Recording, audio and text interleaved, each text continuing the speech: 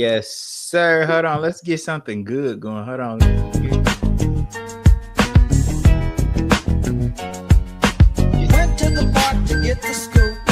What's up? This T-Shirt Kings 247.com. I recently researched all the other internet sites that sell shirts like we do. And by far, we are the cheapest. With us, you order 20 shirts, you get 60% off. You order 50 shirts, you get 65% off. It's hard for me to properly articulate the deal you're getting because it's so damn.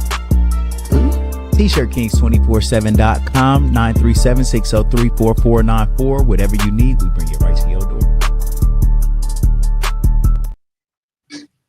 What's up with it? Welcome to the For Shits and Giggles podcast. I'm Ahava Elian. I got my cousin in the building, Remy G. And I got my brother in the building, T.A., or we call him Bone. So yes, my brothers. What's happening, Cuzzo? What's happening to both of y'all? Before we start the show off, I always want to give a shout out to somebody for the first thing. So first thing, today I want to give a shout out to my nephew, Brian Hayward. He's being nominated into the Northmont Hall of Fame for as a two-sport athlete with football and wrestling tomorrow.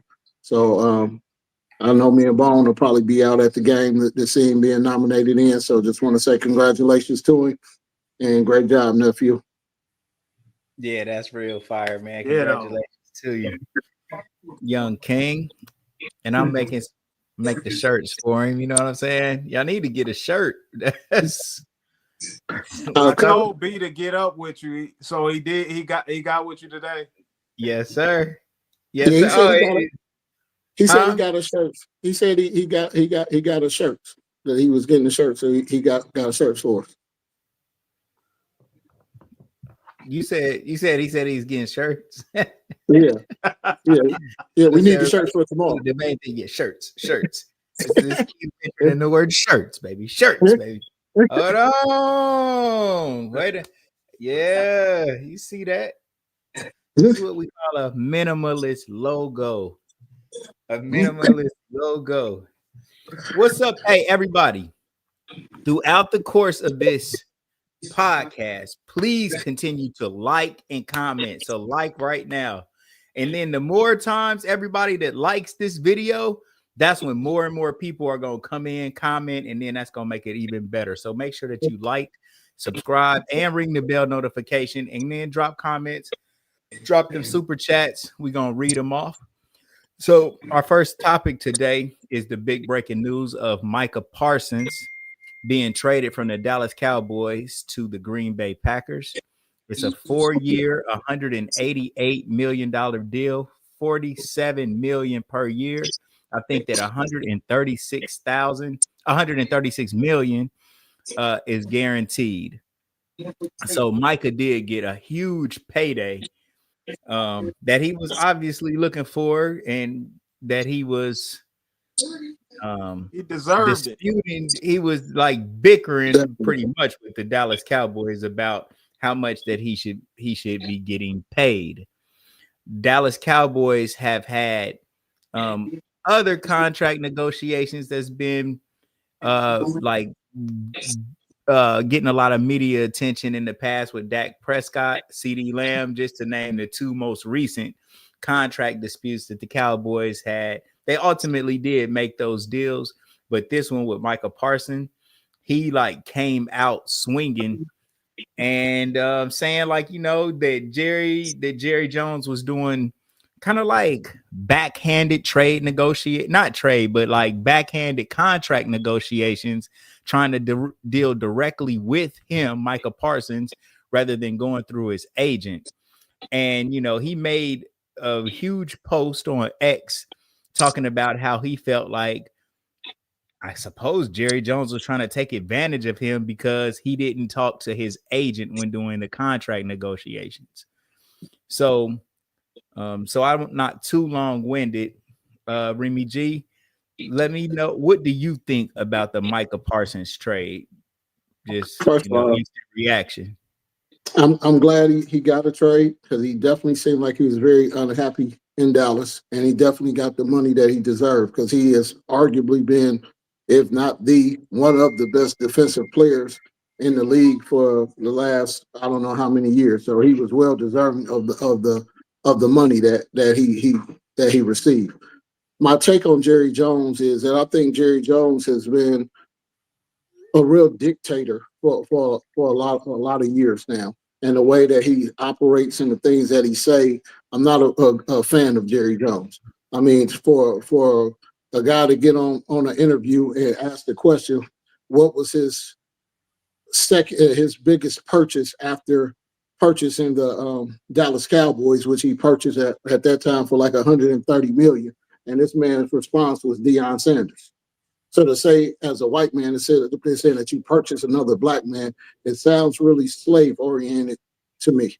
When you have obviously purchased a $250 million yacht, that was more expensive than your purchase of the Cowboys, and to say that you purchased a man, I don't like that type of comment, and I could see how somebody would not want to play for America's team when you have an owner like that in Dallas. This is also the same man that said that none of the players were allowed to be on his team and take a knee when Colin Kaepernick was taking a knee to take a stance.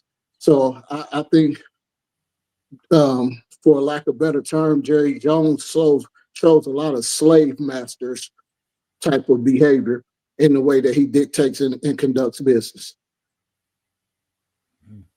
Yeah, I would say, I would echo what both of you said. I think that he got paid. He definitely deserved the payday. And it was unfortunate. I think the only unfortunate part of it is that I believe Micah Parsons actually wanted to stay in Dallas, but it's no reason to stay if they're not about to break bread with you and give you the money that you deserve, especially seeing as the people he had cashed out on the team, like a CD Lamb, like Dak Prescott. He's arguably the best player on their team. And for him not to get paid, it just that leaves a sour taste in your mouth, and it's gone on for years where people can question some of the business tactics of Jerry Jones and some of his sort of moral positions as well. But I think that it's good for him at the end of the day because Green Bay they have a great fan base. I think a lot of people have the perception that playing for Dallas is sort of the end all be all, the whole quote unquote it's America's team. But I think it's a good thing at the end of the day when you have someone that is able to stand on what they believe and ultimately get paid what he wanted. And I think that, whether he got that with Dallas or he got that with a bottom dweller, he got the money that he wanted. And at the end of the day, I think it gets lost, sort of a side note. People think about, you want to go to a winning organization. And I think he covered both of those bases when he goes to Green Bay. He got paid first and foremost, and he's going to a team that's going to be in contention and possibly see Dallas and be able to stick it to them potentially in the playoffs or sometime in the season. So they play him week 4. Week 4.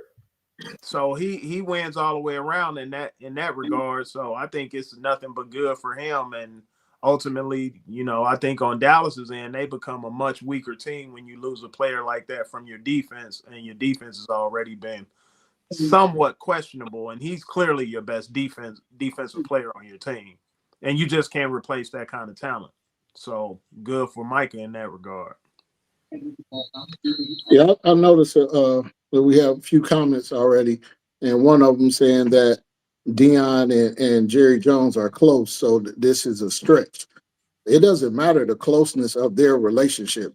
That's not a comment that should be made by a white or by anybody, period. But definitely not a white man about a black man saying that that's your most expensive purchase, of stating that you purchased another man. That's nothing funny about that. That's nothing cool about that, regardless of if they are close or not. That's not the type of comment that should ever be made. I agree with that. That is highly, that is one of those things that's clearly highly sensitive. And then, it matters when you have the track record that Jerry Jones has.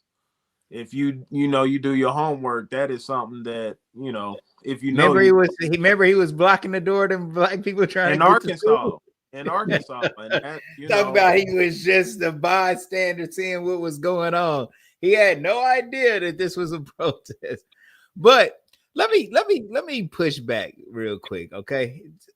Micah Parsons, bro.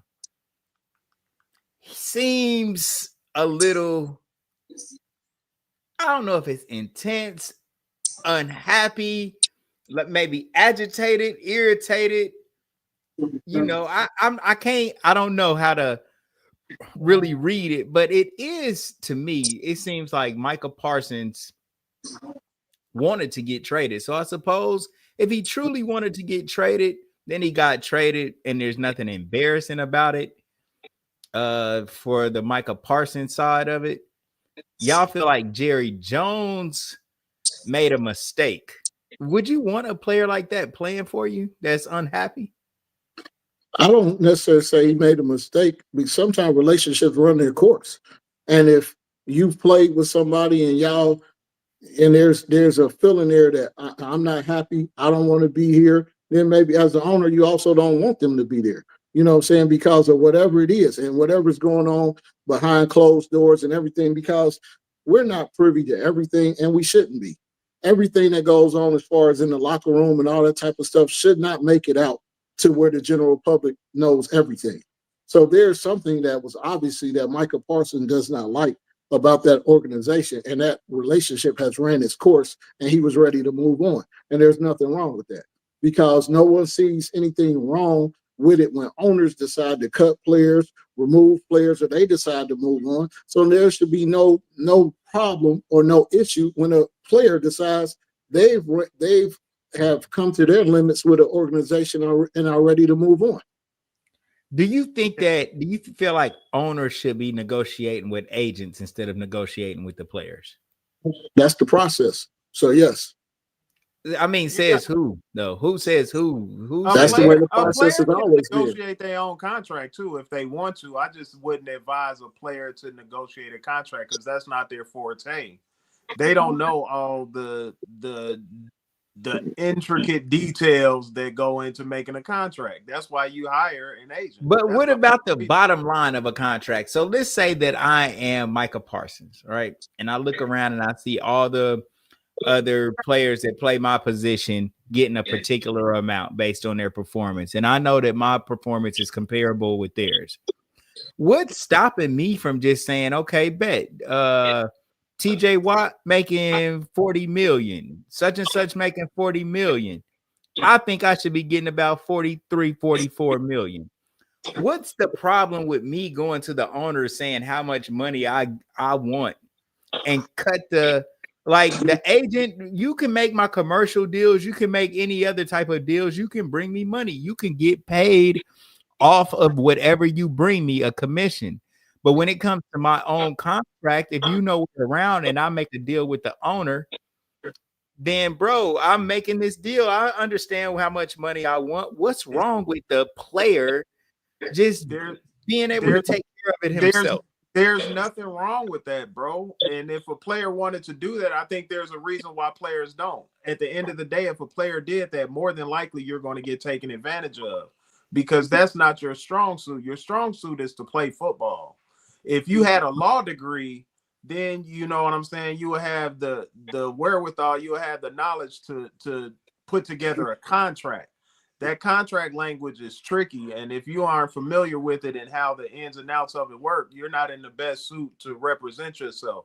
If you wanted to, but can a player work out the framework? The player can work out the framework, the bottom line, the foundation of the deal. But then, give it to your agent to put in all of the small minor parts. But the bottom line is, give me 200 million and make 150 million guaranteed, and then all the incentives and this and that, and go ahead and pack it in with your language, and we'll get our lawyers to, look and make sure nobody's getting ripped off in the fine print. But for the most part, I think that a player is capable of saying, he making this, I should be making this, and then go to the owner. If the owner thinks so, there's a deal to be done. There's been players that have done it though. Exactly. Grant Hill did that with playing basketball. That he represented himself, but he had a lawyer that did that would read behind the contract and did all the things there. It can happen, but it's not. But like Bone said, it's not smart for a player to do that, because if you're in the midst of playing football and you're trying, like now, season was started, and so if you hold out, or if you're there and you playing and you're trying to get your contract, you learning the playbooks, you going through all the stuff of preparing for games and all this and that. So it's not your job to do that part of it. So it makes more sense to hire a lawyer, agent, to do what they do best. And what they do best is to represent their players, to get the best deals and all that type of stuff. So it's possible, and there's players that have done it, but the reason it's not widespread done is because there's way too much other stuff to go into it. Yeah. And you're going to miss out on something, and then you're going to lose out on a deal or something like that. And then next thing you know, you done gambled in a bad way. I mean, look at how, if y'all remember how Ricky Williams did by dealing with when Master P was being an agent and not really understanding everything, because the same thing that goes on in the entertainment game as far as entertainment and music isn't the same as sports. And how much money, how bad of a deal was that Ricky Williams ended up with? Yeah. No, on the flip side, everybody that's in here. Oh, sorry, bro. I'll let you go. But I just want to, y'all, please hit that like button for us, bro. Hit the like button. Why you just chilling? We need that. That way, more people can see our stream. So, all right, go ahead, Bone. What you about to say? No, I was just going to say, and on the flip side, another perfect example is Lamar Jackson. If memory serves correct, his mom is his agent. They negotiate his deal. I think they do have some legal representation that helps them with some of the details and how they structure his deals, but his mom is his agent.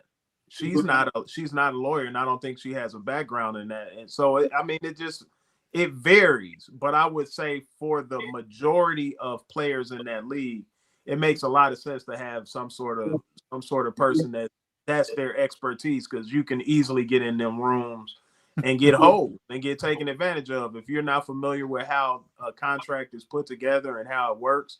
Especially in the NFL, because so much of the money isn't guaranteed, and if you don't know the legal ramifications of what you can and cannot do, I wouldn't recommend it. I think you need someone that knows how to put that stuff together to work in your best interest, and hopefully you have someone that does that.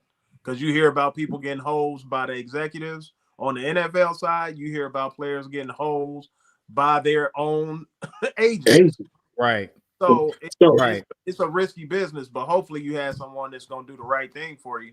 But I wouldn't trust myself with negotiating a deal of that magnitude by myself without having someone that I trusted represent me. I wouldn't recommend it at all. Jerry Jones made a comment in his press conference and said that this was the best thing for the Cowboys, to not pay Micah Parsons, save that money, get a couple of first-round picks, and feel like that would help them out going down the road. Seeing how that the Cowboys have not won anything significant with Micah Parsons, do you think that, and they were, instead of paying him now $47 million a year, do you think it was best for them to move away from Micah Parsons? And do you think that they will be able to use the money they're saving without paying him to go and find something comparable? No, you can't find nothing comparable to guys that are like all pro caliber players, in my opinion. He's too good. He's too good of a player. Now you can roll the dice on it. I haven't seen it really work in no sport where you get rid of the team whenever you trade somebody, the team that gets the best player wins the trade. At the end of the day, you're not gonna find nobody that's as good as Micah Parsons. I can't recall when it ever happens. That it don't happen that way. He too good. As an owner, Jerry Jones has to say what he that to save face for his fan base to make it look like, oh, we're still trying to move in the direction that we're going to win and we're going to win this and that. But Dallas is an organization that can get away with losing because that's what has happened. You know what I'm saying? So you go off of what they won, 3 Super Bowls back in the 90s. You're Yeah. right. So now people act like that's the standard. Like they haven't won anything since then. Definitely not no championship, but they haven't been close to a championship really since then. But they can get away with it, and every year they're going to be predicted that, oh, this is the year, this is the year, this is the year. So in some ways, Jerry just keeps selling dreams and keep making more money, and the fan base is eating it up. So yeah, that sounds good to say that. To say, oh yeah, we're going to save this money, and we're going to bring multiple players in to help win and this and that. So they were in the same situation before Micah Parson. So I don't understand what he means by that, but I do. Like I said, that's his way of just trying to sell a dream to his fan base to keep loyal fans, and that's one thing that the Dallas Cowboys definitely have is a loyal fan base. I can't understand it. I just can't Just read understand the chat. being a fan of an organization. How? I don't get the psychology in it when you have particular players on a team that you like, and then they'll just trade them away, and then you supposed to still like that team.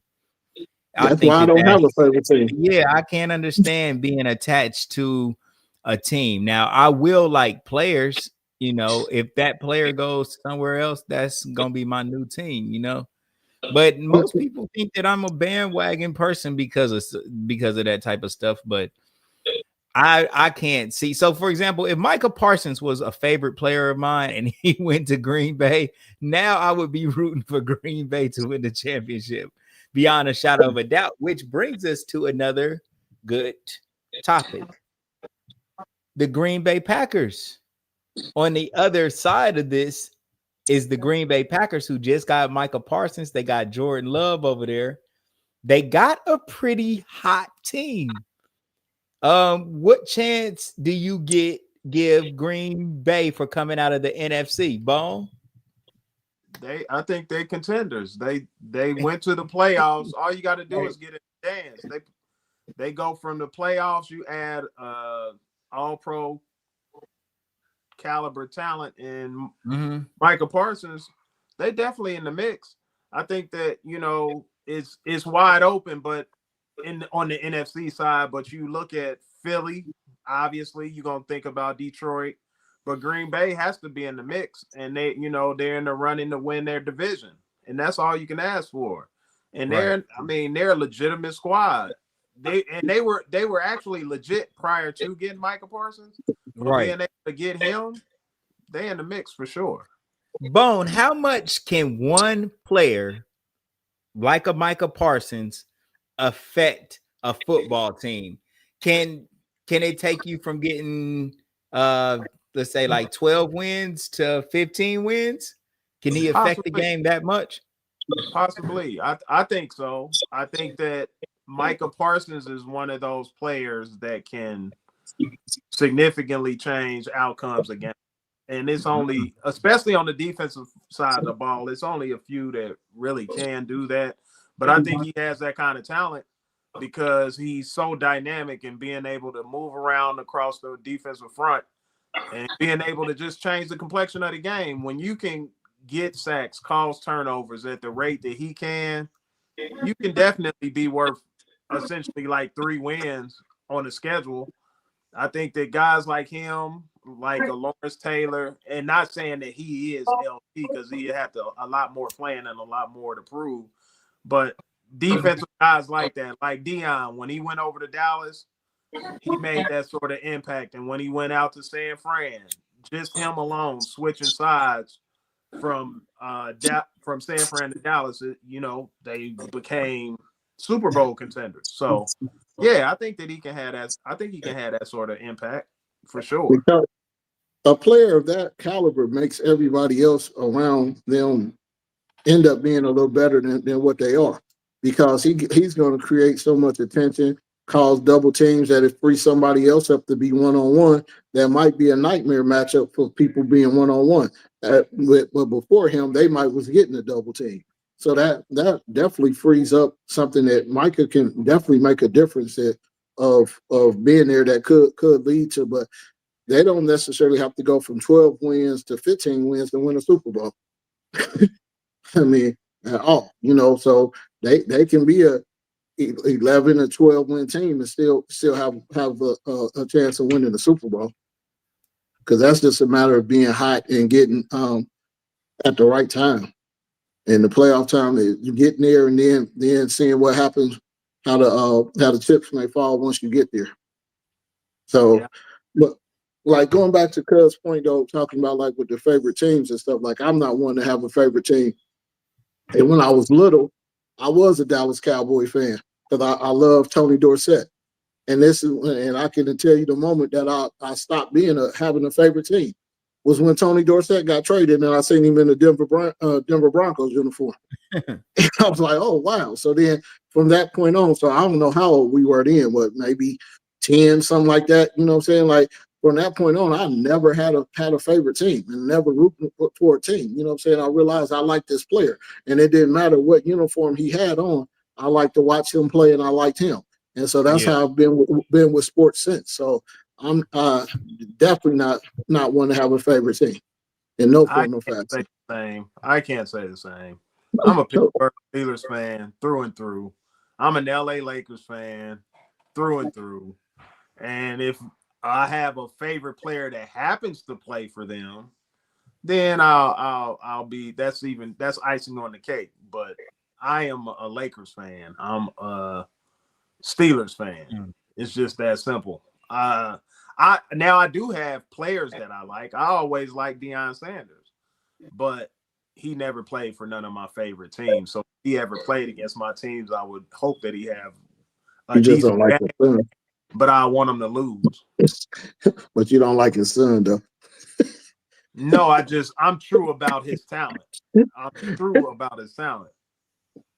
Well, one thing that I mean, if just a quick Shador take, I watched. Don't do it, man. You never have. I want to really give you. I want to give you some credibility, honestly, because I watched people love Shador. I watched a show about the people that love Shador, and all they want to do is see Shador win. They said that game where he threw all of those. I mean, where he kept getting sacked and all that other stuff. That was all his fault. They felt like he was pressing. He was trying to make plays just to try to compete with Dylan Gabriel, and he had a terrible game. They was giving him an F or a D minus so I think that me as being somebody that like just think it is all hate. If he don't play well, then it's somebody else's fault, basically. Like I need to listen to you more, bro. and be a little more objective about what I'm watching out there, because these was people that had no reason to hate on Shador, similar to yourself, and they said like you don't got no reason to hate on Shador. You just telling us what you really see as a football player, But that ain't also accurate either, because like I said, watching that game, he got sacked 5 times. 2 of them he held onto the ball too long. You know what I'm saying? And he did try to make some plays, but that's what playing football is about, making plays. So you do try to make things happen. So sometimes it works, sometimes it doesn't. But 2 of those he held on, he should have got rid of the ball. The other 3, man, when people are in the backfield that fast, it's nothing you could do. Like tonight, I've been watching Norfolk State against Townsend State, and Mike Vick he got a nice quarterback and some nice receivers on the outside. Oh, he's the coach. Vick is the coach. Yes, he's the coach. Yes, but I've been watching this game, and every time this quarterback every time they snap the ball for Norfolk State, they got 3-4 people in the backfield. This man is running for his life. There's nothing you can do.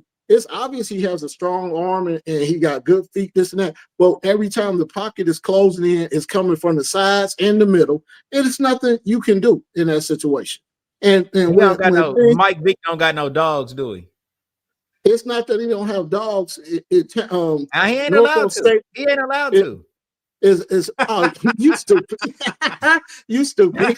I just messing with you, Vic. He just don't have the front, Stupid, bro.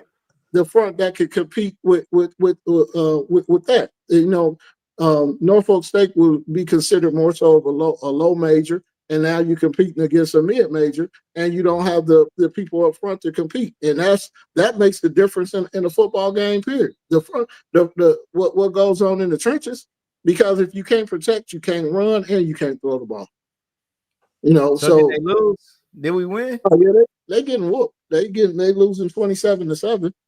Damn. You know, but you know what I'm saying. So that's what goes in there. So I'm like, it ain't. And some people may say it don't necessarily have to be hate, but I don't think it's always a fair objective of Shador either. You know, but we'll see. But if you're building a football team, Bone, do you get a line first or do you get a good quarterback? Me personally, it's preference. Me personally, I think you build a team inside out. So if you have a line, I would rather have a dominant offensive and defensive line and have a mediocre to slightly above par quarterback. If you have great offensive and defensive line play, it covers up a lot of issues. A lot. And people don't realize that when you're watching a game, if you have dominant offensive line play, you don't need stellar quarterback play. Of course, you want a competent quarterback, but the whole field opens up because you can run the ball, you can throw the ball. And it has a lot to do with your quarterback, but it has more to do with the people up front because they can block, they can protect. If you have a D line that's dominant, if you recall, one of the most recent undefeated teams in the NFL, they lost because the New England Patriots with Tom Brady, they lost when they ran into a dominant defensive line with the New York Giants when they had the package where they would keep putting pressure on him. So if you had, I would much rather, to make long story short, I'd much rather have a D line and O line that's dominant than a quarterback all day long. Yeah, because if you got a good offensive line and a good running back, you can hand the ball off all game and win a football game. You know what I'm saying? But if you got a quarterback that can throw, but he don't have no time to get into a play, your wide receivers don't have time to get in the routes or whatever because the defensive line is in his pocket, you're never gonna know that quarterback is good. So yeah, it definitely has to start from the inside out. And then go from there. And they say defensive linemen are not defensive linemen, but offensive linemen are the smartest players on the team. Is that true? A lot of times.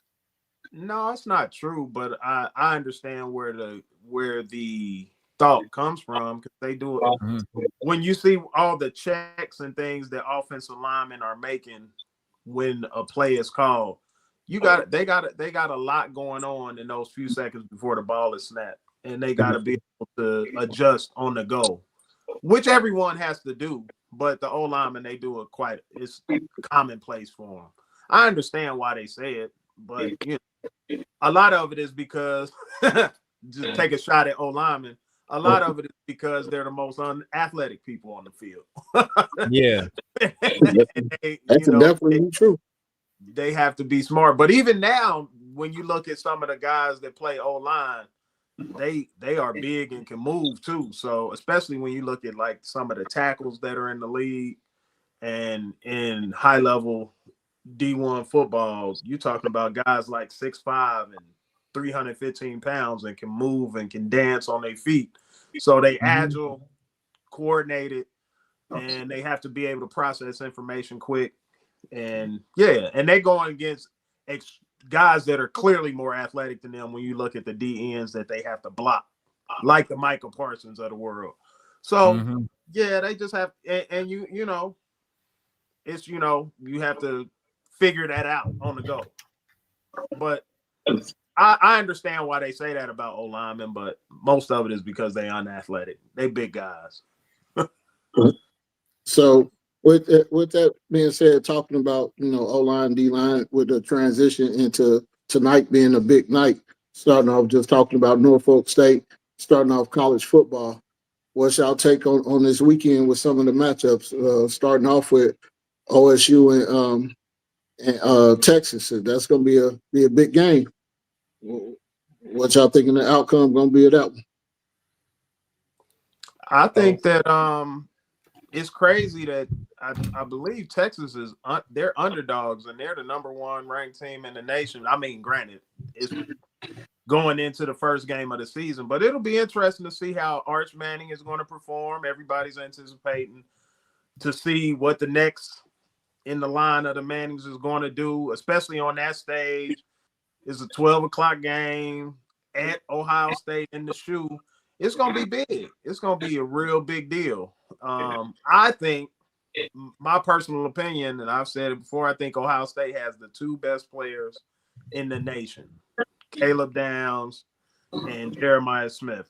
I think they're the 2 best players in the nation. But a lot in the game, I think, is going to come down to whether or not Ohio State's quarterback play is going to be up to snuff against Manning. Me personally, completely biased. I think Ohio State's going to get their head beat in. That's so just what you say that it comes down to Ohio State's quarterback play against Manning.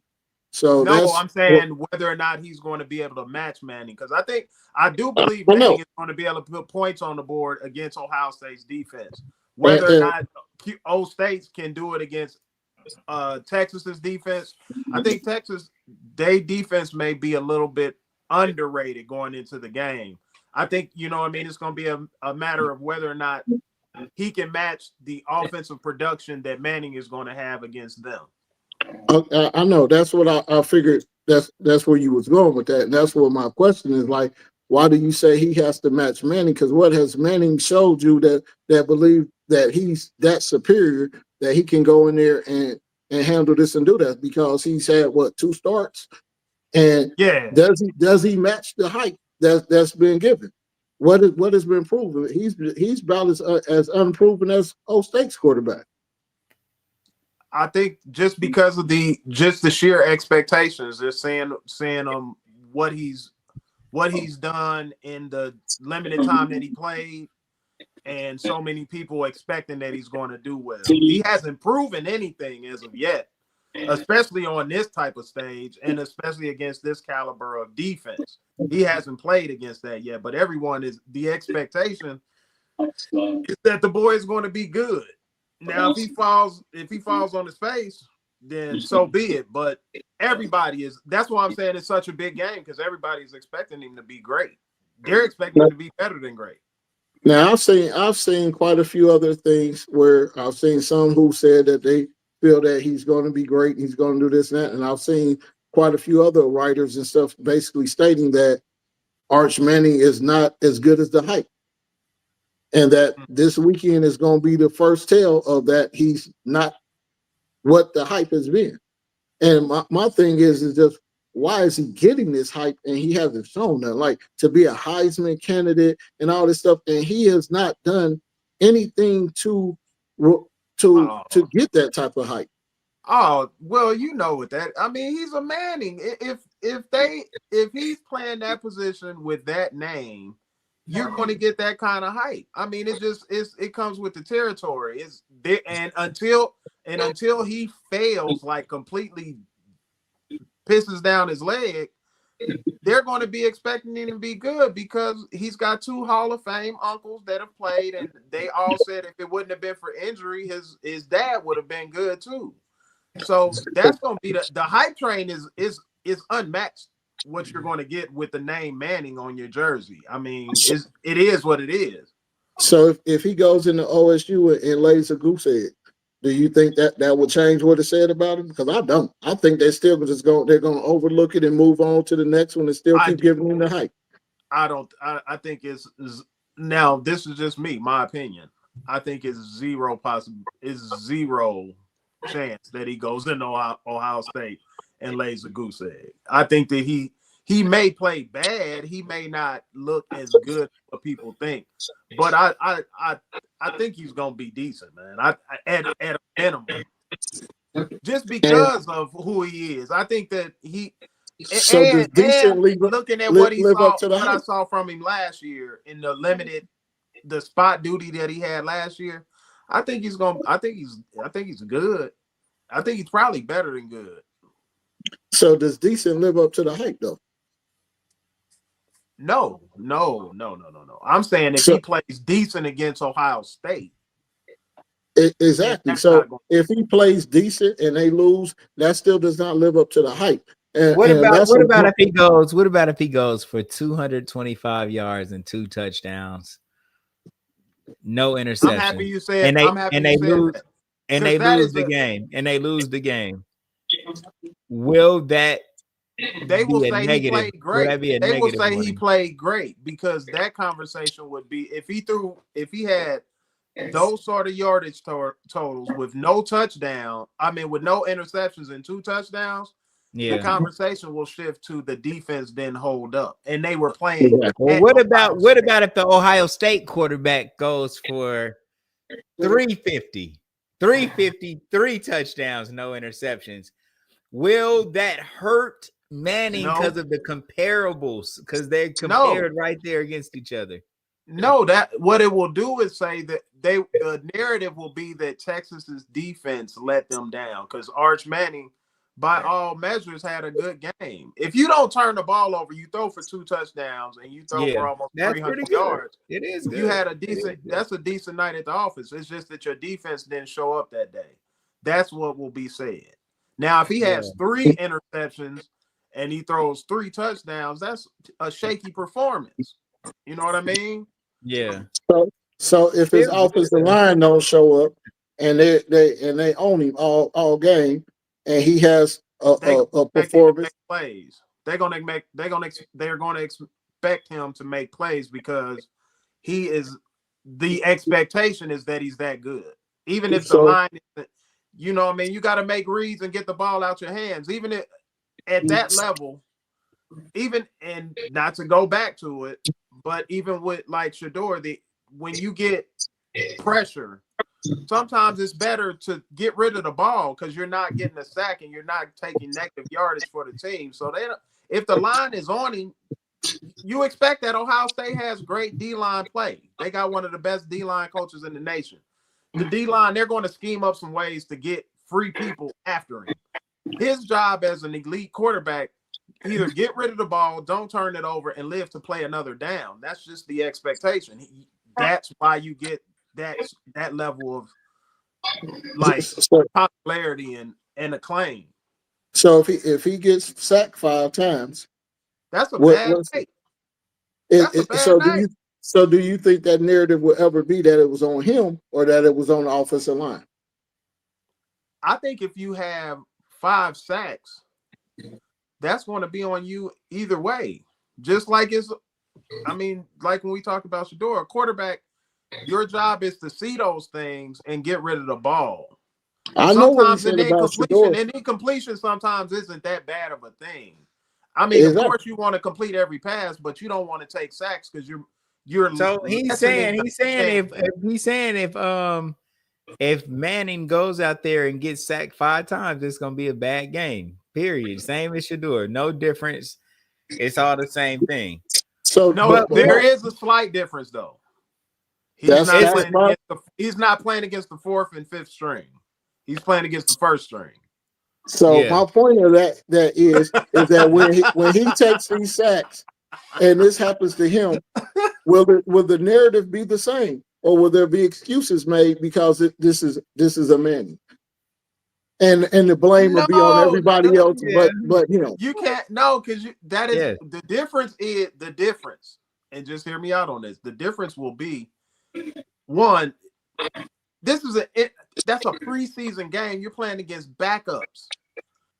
He's playing against everybody in America is going to be tuned into that game at noon.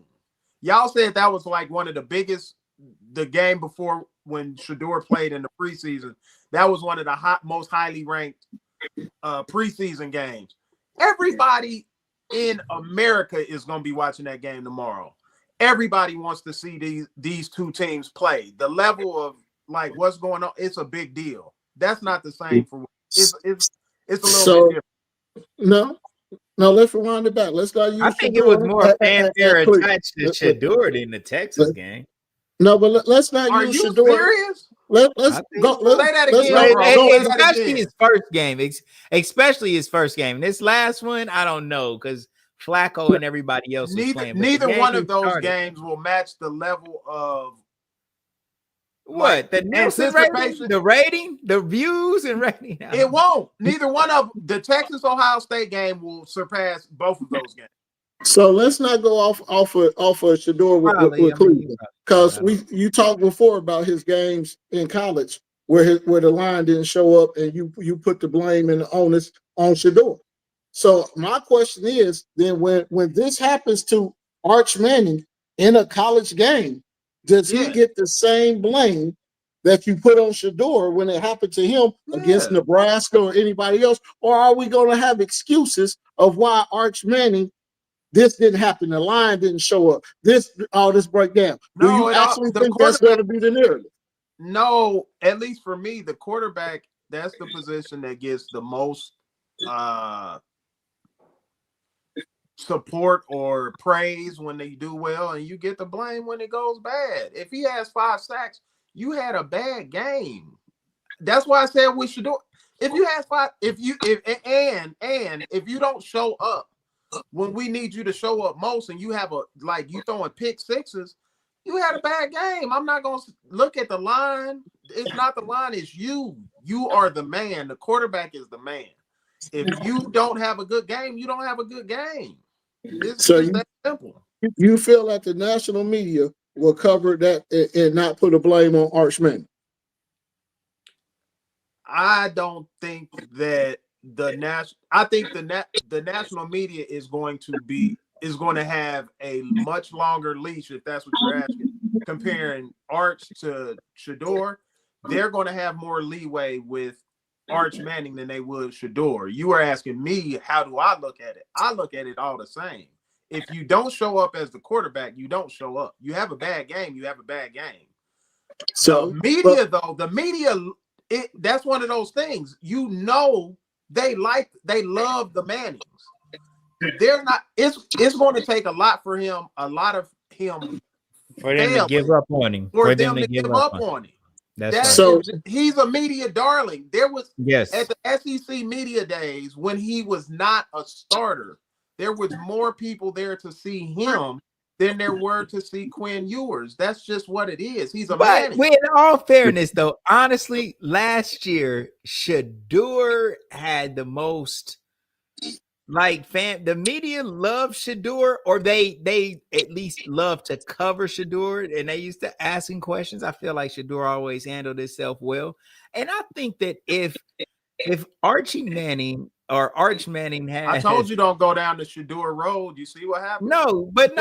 This is what I'm saying. If he has a bad game, I think they'll ask him similar questions like they ask Shedeur. I think that the media will be like assertive with him the same way they would anybody else. But will like coaches give up on him, owners, no, he'll be in the NFL forever as long as he wants to be. You know what I'm saying? He'll never get I won't say he'll never get cut, but you want to know one thing? He's got a chance, a longer leash inside the organization of the NFL as well, not just with the media. Both. He'll be able to have more opportunities, more like Remy say all the time, to play through mistakes, to, you know what I'm saying, rebound, recover, regroup, get himself on track, you know. I think he will too. And I think part of that reason is if the expectations play themselves out, he's going to be a higher draft pick. And when you're a higher draft pick, you get a longer leash. That's just the nature of it. Shador had high expectations of the draft as well. I mean, I'm saying Shador went in the 5th round, so no matter what the expectations were, he went in the 5th round. So indeed. Round, and if he goes in the 5th round, the same as Shador, he's still going to have this more opportunity and a little bit better with the same exact coach. If Arch Manning went to the Browns with the same coaching staff, everything, they would treat him much better as an organization than they have Shador, as far as just respect or whatever you might want to call it. He would be. I think we would be a little better treatment. That's why I didn't want to go to Shador. You can't say his name because you're going into this whole conversation about Shador. I don't believe is being disrespected. He's getting treated on par. As a matter of fact, he's getting treated better. Being drafted in the better than most 5th round draft picks. He's getting, but bro, him being drafted in the 5th round is the start and root of the disrespect. The prank call, prank call. It's happened to other people before. It's happened to other people before. Of all of it. And we're still gonna see Shador play the majority of these games. Those people that are in front of him will get out the way. I'm not speaking from the standpoint of even talking about Shador. I'm talking about black quarterbacks as a whole, and just the difference of how things is going to be for Arch Manning. With he's getting all this hype and praise, and there's no reason to have an expectation. He showed no reason. I don't care what he was coming out of high school. He's been on the bench for 2 years, and he's been on the bench for 2 years. There's no reason to have this expectation, right? But that's what's put on there. So now he gets a longer leash because of the expectation, and so therefore he won't be crucified. It don't matter how bad he play in this game. They may say something about, that they're going to put it on other people and move on to the next game. And then when he play against another team that's maybe not as good as Ohio State, and he has a good game, it's going to go right back to him being a Heisman candidate and all this type of stuff. And this has nothing to do with Shador. I'm talking about just the treatment of what black quarterbacks get to white quarterbacks. And Arch Manning is the poster boy now for that. And what I would say to that is you are 100% right when it comes to Arch Manning. But with Arch Manning, the one caveat is that he is a Manning. And they are media darlings. So if you're talking about the media, yes, he's going to get more rope than anybody else. The expectations are going to be sky high because they're not even thinking about how well he potentially could be. They're thinking about his uncles are Eli and Peyton Manning.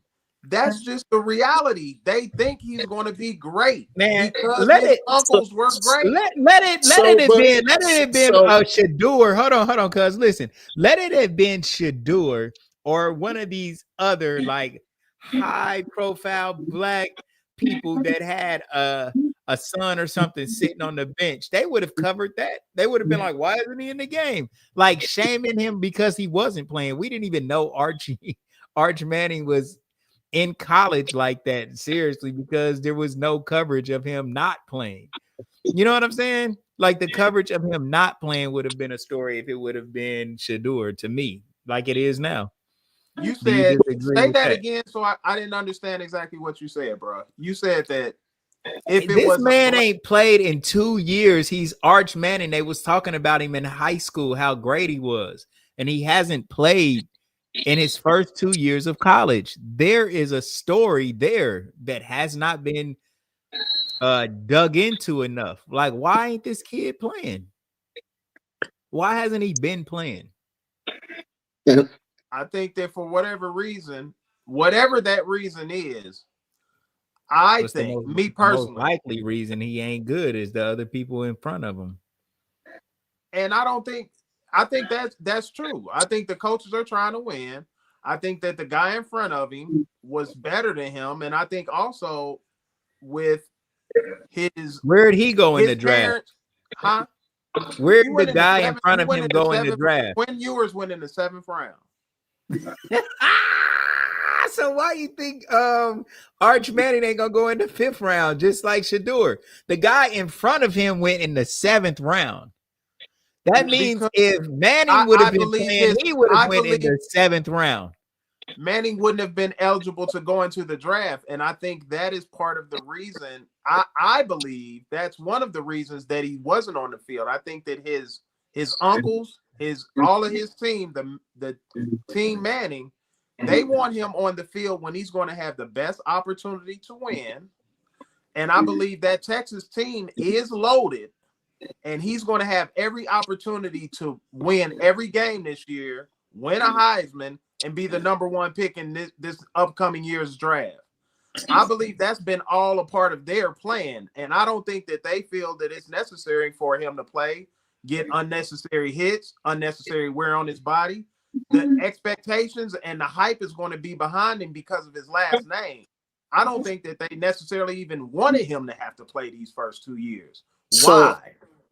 my question to you is, I hear everything that you just said, I right? might be And you wrong. I'm giving just this saying whole that's what I pass, think. Don't and play as the everything get strategy of that a great that player. His hold, uncles hold, did it. hold up, cuz let me finish. So the Mannings get this pass, and it's okay for the Mannings to orchestrate this and orchestrate that, and they can put this way. But yet, when Dion does anything to try to put his sons in position, you accuse them of benefiting from having daddy ball, and then the media talks about, They oh, did.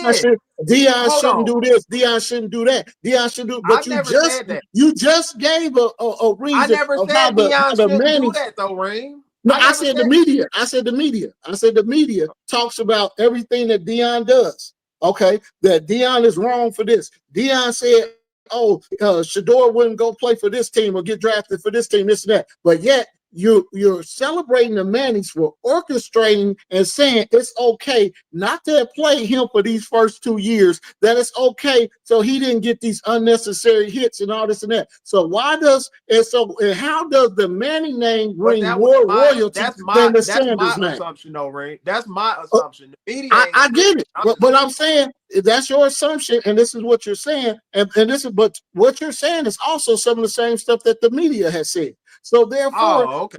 how does that how is that okay for them and the Mannings to be able to do this as if they're royalty? And that's what you said. The Manning's name is royalty, as It if is. Deion Sanders isn't royalty. And Arch is their nephew.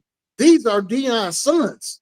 So why can he not position his sons? And he's criticized and ridiculed for trying to position his sons, but it's all right for the Mannings to position their nephew. I think it's all right for either one of them. But I can see how it can be viewed negatively for either one of them. I think that you use the term daddy ball. I think that in the case of Dion, when people say that whole daddy ball thing, I think that it takes on a different light because he was the head coach and he had coached his sons all the way through. And like perfect example, I was talking about it today. Me and B was talking about it. And one of the things, like Dion, just an example, right, wrong, and different. How you feel about it's how you feel about it. They played 2 years of Colorado. 2 years of Colorado. How can you retire them kids' jerseys? He got them. He retired Shador and Travis. Travis. Right. How? No. That's my point. How can you, especially Shador, the number 2 at Colorado, with Dion Figures and the guys that played and really got down in that at Colorado? So there's is no that way okay? those guys? There's no way that should have happened. And I'm saying people will look at that. They was like, "Oh, that's daddy ball. How did he earn that?" And they had the whole thing like where you can't retire a number at Colorado until like 5 years after you've been out. All of that. However that goes is how it goes. They've done it. But I'm saying it takes on a different light when your dad is the head coach. When people say they play, you can't say daddy ball in when you're talking Travis about isn't his son. Huh? Travis isn't his son. But when they're talking about daddy ball, they're specifically talking about, and to in a lot of ways, Travis has even acknowledged he's like a father figure to him because his dad wasn't around. And you have a lot of coaches, a lot of kids that say that about coaches. But yeah, but I'm not talking about Travis. I'm not talking about Travis. I'm talking about Shador. You said those kids. You said those kids. Shiloh's number was not retired. But you can't retire those kids. But you can't retire those kids' numbers like that, Reem. Especially with what they. I'm saying it. The way that it looks bad. At the end of the day, that looks bad. But Travis isn't his kid. So you keep saying those kids. Travis isn't his son, and then so it also goes onto the athletic department on people's jerseys or however they put them in the Hall of Fame or whatever it does. So the fact of the matter is that figures and all those older guys. Good? It doesn't matter. Look good to you? Why does it look bad? It doesn't look bad to me. This is why it doesn't look good, because the guys that have played at that program and won national championships don't have their numbers retired. That is the athletic department's fault, not Deion Sanders. That is the athletic department's fault. Why have they not retired them guys' numbers? But okay, put it like this. That's on the athletic department. It's not on the. Put it however you slice it. It doesn't look good on Deion because he is the catalyst behind that. If Deion Sanders was not the coach at Colorado, none of them would be in consideration for getting their numbers retired, Rain. That's all I'm saying. If if somebody wore the number 2 at Florida State for 2 years and they got their number retired, got the number 2 retired that they wore at Florida State, people would go nuts. They would be like, Deion Sanders wore number 2 at Florida State. How can you retire that dude's number and Deion wore 2? So is Deion number not retired at Florida State, right? I don't know.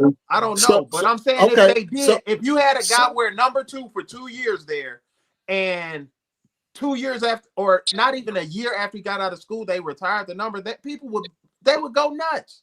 They would say, "What are you doing?" Why do you think they went along with that, bro? Why do you think that the athletic department and the University of Colorado allowed Deion to do that? Why did they let him do it?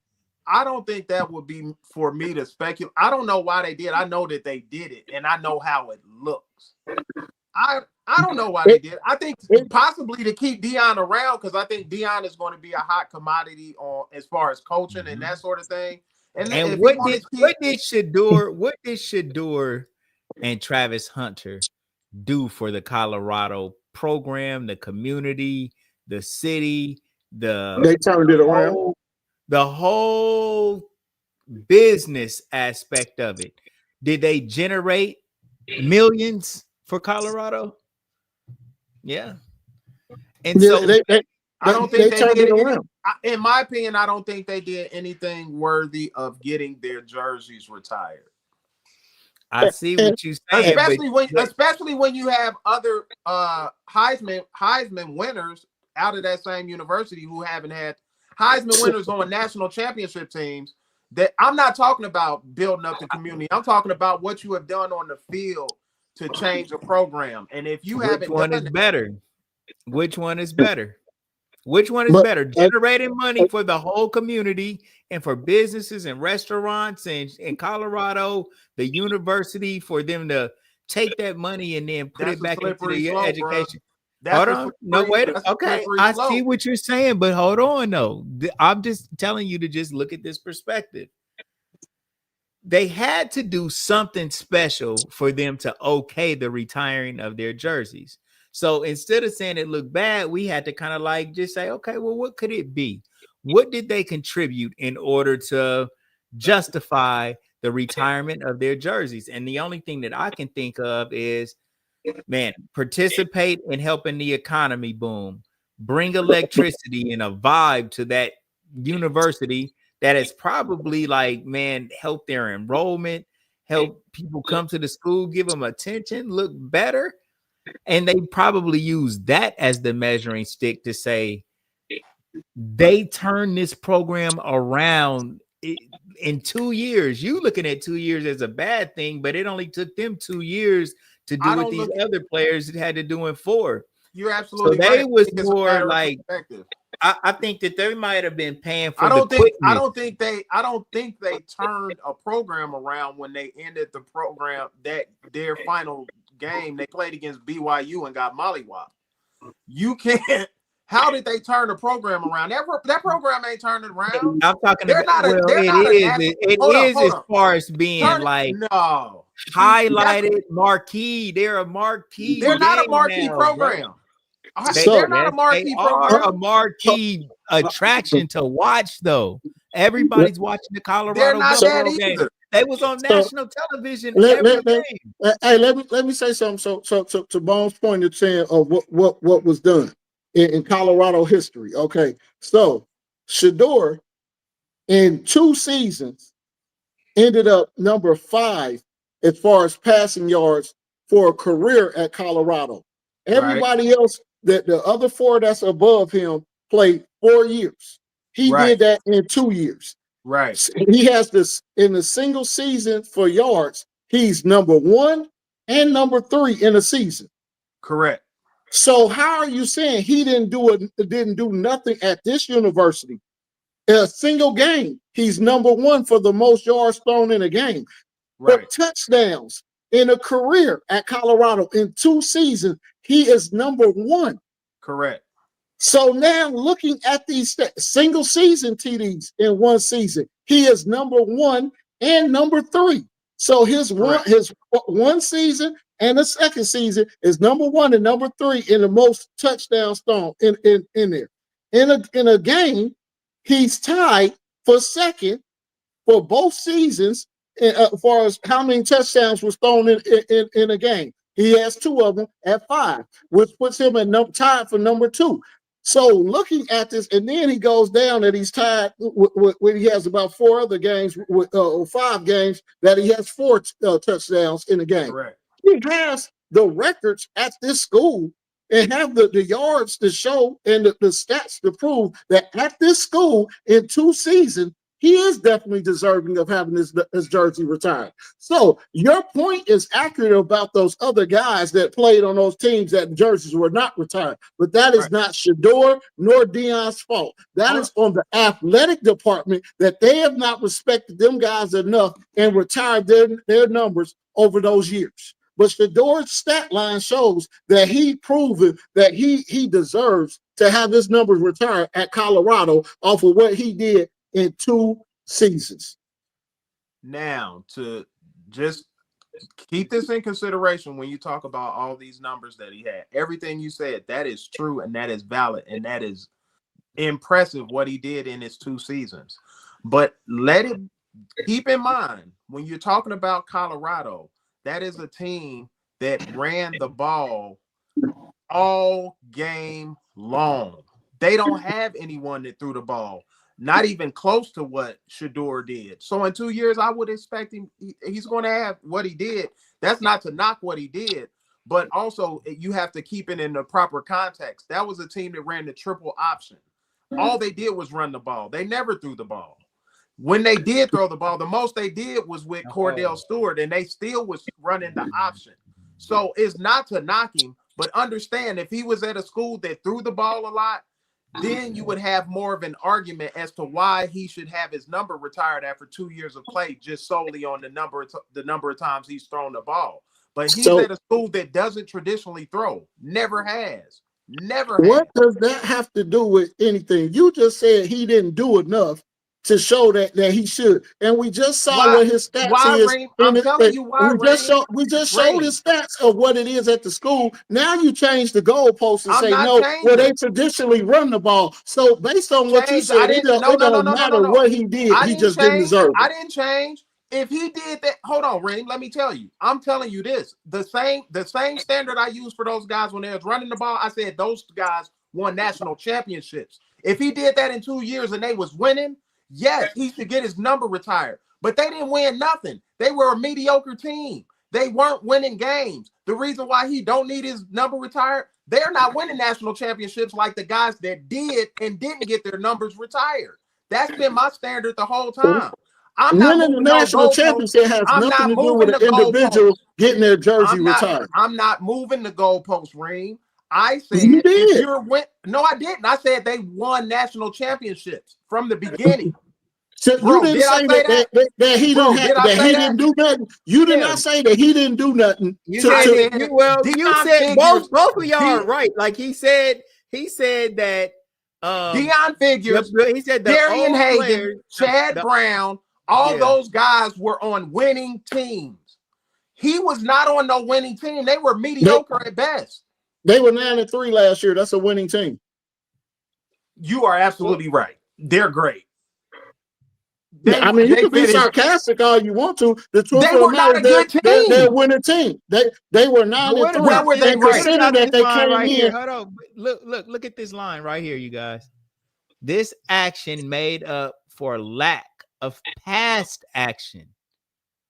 So what about the reparation of the disrespect? Hold on. The disrespect to of who? Hold on, bro. To the past players. Let me feel my point. Yes, To listen. the ones the ones you talking about that didn't get their numbers retired. Deion Figures gets no satisfaction by having his jersey hung up. Look at the comment though. Listen. What you're saying is right, bro. They did do those players in the past wrong. They should have their jerseys retired as well. And I don't think that it's too late to retire their jerseys. That's something that they need to follow Deion's lead with and say, man, no, damn, that's why I said Shador though, bro. Because Deion Figures wore 2. He's number 2. You can't retire a number that's already retired. That's my whole point. You can put both of them up there. Yeah, I think you can. And you absolutely can. You can, bro. You can put who's Sanders done that? I didn't know you could do that. Number so yes. Listen, it's just I didn't know you could do that. Listen, because when you retire a number, but bro, all we talking about is putting up. I'm talking about the physical activity of retiring a number is putting that number up in the Raptors with the name attached to it. They can physically do it. There's not a big deal, and it will be understandable. And the point to say this, the point is, Deion Sanders is a leader. He's a trailblazer. He's showing this organization how things are supposed to be done. You have great players that come along. You retire their number before the media, for promotion, for recruiting, for everything. You let those players know when you come here, you're going to be appreciated. And when you ball out and you change this program around, because listen, 9-3, okay, that might be like some bull crap or whatever, but think about it. Before they got there, they hadn't won a game. That is a great turnaround. It's not no championship, but it's great. It's really good. So the point is, Deion's teaching them how to do this. He's gonna attract players to know they'll be appreciated and get their number retired. If you do play well enough and are a standout prime time performer.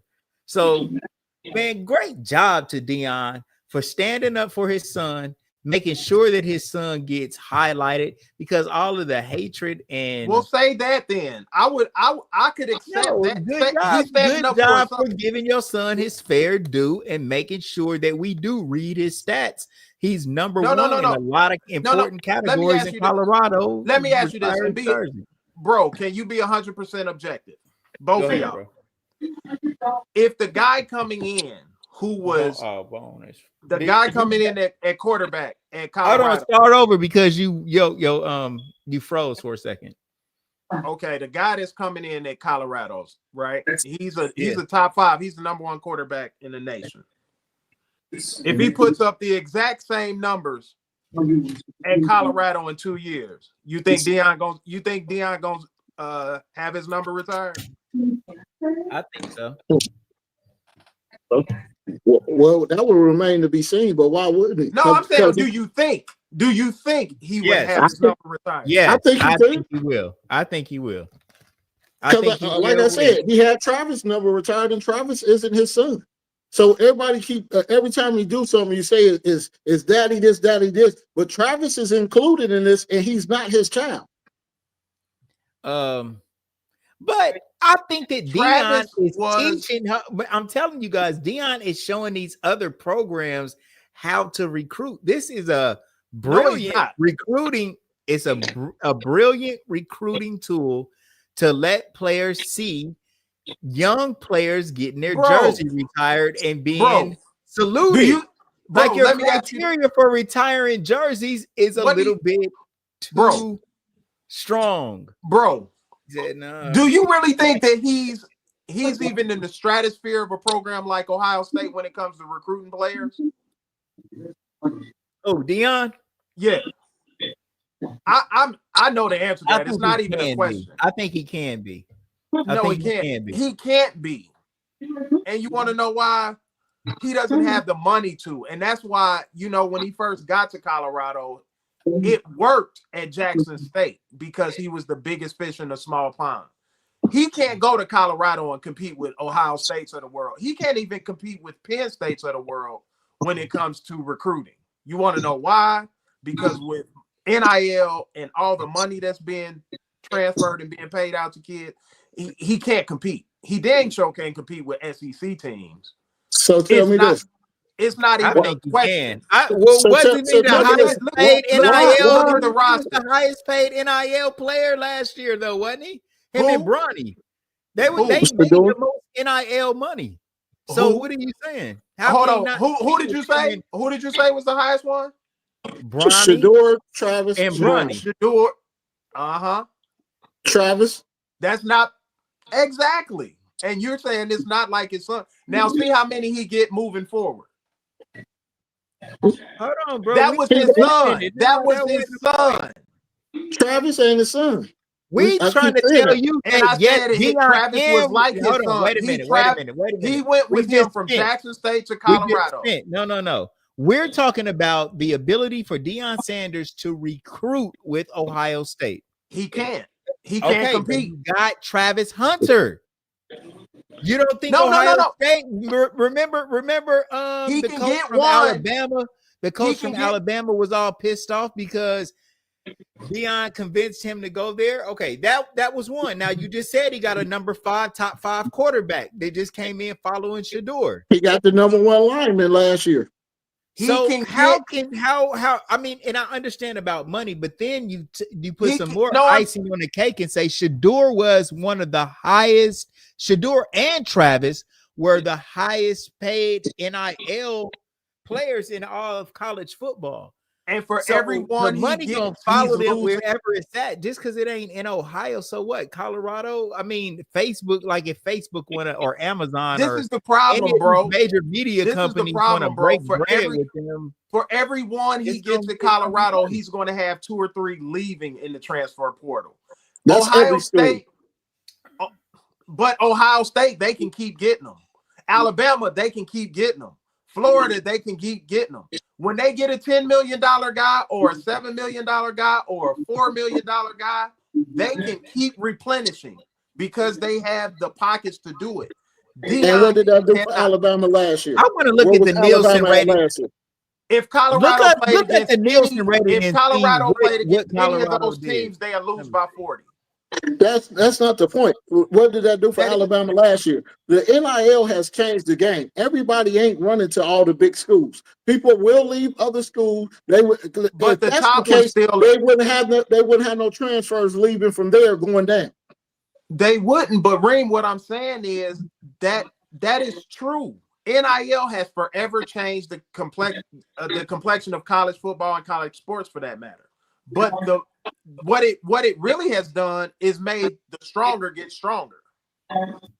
The big schools, they can continue to keep getting those big players. They're going to get the best of the best, all the 5 stars, because they have the money to pay them. Colorado does not. When they get a Shedeur and a Travis Hunter, guess what? They broke after that. They can't get nobody else. They have to wait till next year to get 1 5-star lineman and 1 quarterback. Whereas Ohio State, everybody is an NIL player. So have you ever looked at the wealth in Boulder, Colorado? It ain't like Ohio State. Hey, It ain't hey, like Ohio bro. State. Okay, You might want to go check the wealth in Boulder, Colorado, compared to Columbus, Ohio. I just and know then what the this says NIL. Look at they recruiting. Colorado's national TV viewership rank for the 2024 regular season. Colorado averaged approximately 4 million views, placing them 10th among all FBS programs in average viewership. So the point is, man, recruiting players and all of this other stuff is all about exposure. How much exposure can I get for And that's my player? point. How That's many? my point. I mean, they're 10th. They're in the mix. They will never compare to a Big Ten, a top 10 Big Ten team, or a top 10 SEC team. They're not going to be competitive. Let's say compare. You want to know why? Compare with Penn State. You said Penn State. Ohio State, I'll concede, but let's see Penn State. They're not going to get the level of recruits that Penn State gets. They don't. They won't. Penn State ranked 8th, while Colorado is 10th. So to me, that's like the same. Let me see how many viewers they got. Let's see. Here's Colorado. That's why I said y'all don't need to say Shador, man. Y'all are thinking like sensibly about this. No, so what do you? What do you based off of what you said? If you want to go off of money, Reem told me to look at the wealth in Colorado. All you have to do is look at their recruiting. Look at the level of player they're getting at Colorado compared to the. You said that they don't have the money. You said they don't have the money, and this is why I said look at the wealth in Boulder, Colorado. But if you want to go off of money and you want to make it strictly or talk about who got the most money, who can shut the whole game down as far as if it came down to just money and we just gonna offer money, Notre Dame could shut everything down and nobody could compete. Nobody could compete. Their endowment is worth more than most countries. So if they wanted to shut the game down and say we gonna pay players the highest, Notre Dame shut everybody down. Completely. That's true. And Colorado's still on the outside looking in. That's my whole They point. may be, but Ohio State, Alabama, and everybody else you talking about will be on the outside looking in also. They would still be competitive, though, Reem. That's all I'm saying. They are still competitive. If Notre Dame decided to open up their pocketbooks and play unfair of the wealth game, have you checked what their endowment is? And if that's what they want to do, they have the Vatican backing them. They have an unlimited amount of resources. So if they wanted to shut college sports down and say, we're going to just pay players off the NIL, they will have everything, because they players will be robbed and get money that would be like pro contracts. And so the point in saying that is money ain't everything when it comes to recruiting. Exactly. If you want to say that, that's fine. You're trying to say that so that you don't have to say Deion won't be able to compete with top. He's not going to be able to compete with top programs, man. That's the how the system is currently constructed. Deion and them cannot compete with top programs. I don't care how you slice it. They can't. Yeah. Look at how they recruit. With all of the star power Deion say what you're saying. You're probably right, because I've heard Deion say I'm not probably right. I am right. This is based on He said that about Jackson State. Now, he didn't say that about Colorado. He said that when he was at Jackson State. And that is completely true, because there's not the resources or the facilities or anything that No. He said that about Colorado. He had the best players at Jackson State. He was getting them better everything at Jackson State. And when better everything, but it don't compare to what Colorado got. No, he was saying that he couldn't compete at Colorado. He didn't say that at Jackson State. He said that here recently. He said he didn't have no type of resources at Jackson State. He brought some stuff to Jackson State, but it is nowhere near what was already at Colorado. Nowhere even close to it. And Jackson State still don't have the facilities and everything. At one point in time, they didn't have water. So, they ain't going to experience that at Colorado. But in Colorado, if you go on, if you a 5-star and you go to Colorado and then you go to Clemson, you're never going to pick Colorado. Why I'll not? say that. If Why you go not? to Colorado and you go to LSU, you're never going to pick Colorado. Why not? If you know, you know. If you go to Tennessee, I don't. Tell me why? Because you saying it so with so much conviction that you're just so right. So please tell me what makes it because that when you no look player at, is gonna go, because we I'll saw answer Jordan it. Seaton be the number one lineman, and he went to Colorado Right after and going to visit them other schools. they paid him adequately. And what I'm saying is, when those guys, when you look at the vast majority of these players, which I go back to, the majority of them, all you got to look at 4- and 5-star recruits and how many go to Colorado and how many go to the schools that I just named. That's not me just making it up. That is a fact. Well, so you basing that off of what years? Deion only been there three seasons. I'm saying So this is his third season. I'm saying this is his third season. I'm saying the 3 seasons that he's been there, the number of 4- and 5-star recruits he gets compared to Clemson, LSU, Michigan, Ohio State, Penn State, there's no comparison. That's what I'm saying. In 3 seasons. So you're saying that he could never build it up to be that? No. Okay, well, we'll see in time, because I don't believe that. I don't believe that in the way college athletics has changed with everything. Well, he has the ability to build that program to be that. How did they win the championships back in the day then?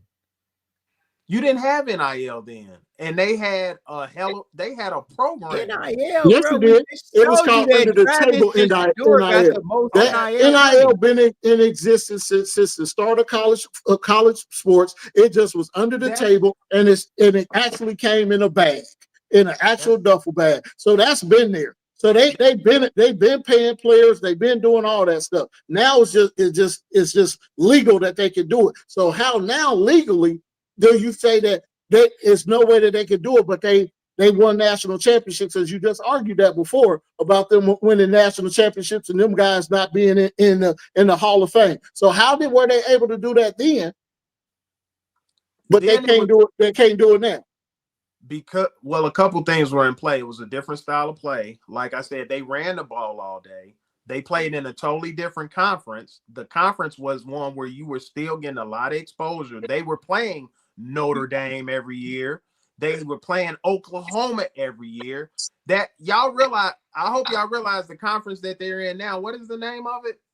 Big 12. It has what? Arizona. They no longer play UCLA. They no longer play USC. The Pac-10 don't exist. The Pac-12 don't exist no more. Well, they trying to rebrand it, but it's not the old Pac-12. Well, the year before that, they did play USC and UCLA. Yeah, the first year they was in the Pac-12. They was in the Pac-12. Right. And they played against those teams, and they didn't fare too well against them. But when they moved out of the Pac-12 and they did the realignment where the Pac-12 top teams went into the Big Ten, they no longer play them. They don't play any like powerhouse they don't play any of those teams anymore. Back then, Colorado played all them teams. It was Oklahoma's. They played the Nebraskas back then. It was wasn't that the Big 12 conference in? Huh? Wasn't that the Big 12 it conference? Was the Big 8 or something like that. Big 8, I think. Which turned into the Big 12. But that's no more. It's nothing like that no more. You don't have Colorado. You got Colorado, but Nebraska's not there. Oklahoma's not there. Texas isn't there. You don't have any of those powerhouse teams that Colorado back then was playing and beating up on. You don't have that. They're not playing any real. What powerhouse do they play? You tell me. Since y'all talk about exposure, what big game do they have this year? So in back then they were in. I don't remember right off. I don't. Let's pull up their schedule and see who they play and what you call, because they're still in the Power 5 conference. So even then they played Missouri. Missouri. The conference. That conference that they played in back then, it was a stronger conference. They played against much tougher teams. They were a higher ranked team, so the level of play was higher. The level of play is just not that. It's not that I'm knocking it. It's just not. They don't have that many ranked teams. Think about the top 25 right now. You got around 5 teams that are in the Big Ten that are ranked in the top 25. The same for the SEC. Even the ACC has a higher level of like collective talent than Colorado does. And that's why I say in the games that they played against top teams, when they played against BYU, it didn't go well. When they played against Oregon, it got even worse. When they played against USC, it was bad. So they have four teams in the Big 12 that's ranked in the top 25 right now. Okay. Now name those teams. Arizona State, Kansas State, Iowa State, Texas Tech. Also, who received votes to be in there: BYU, Utah, Baylor, TCU, and Colorado.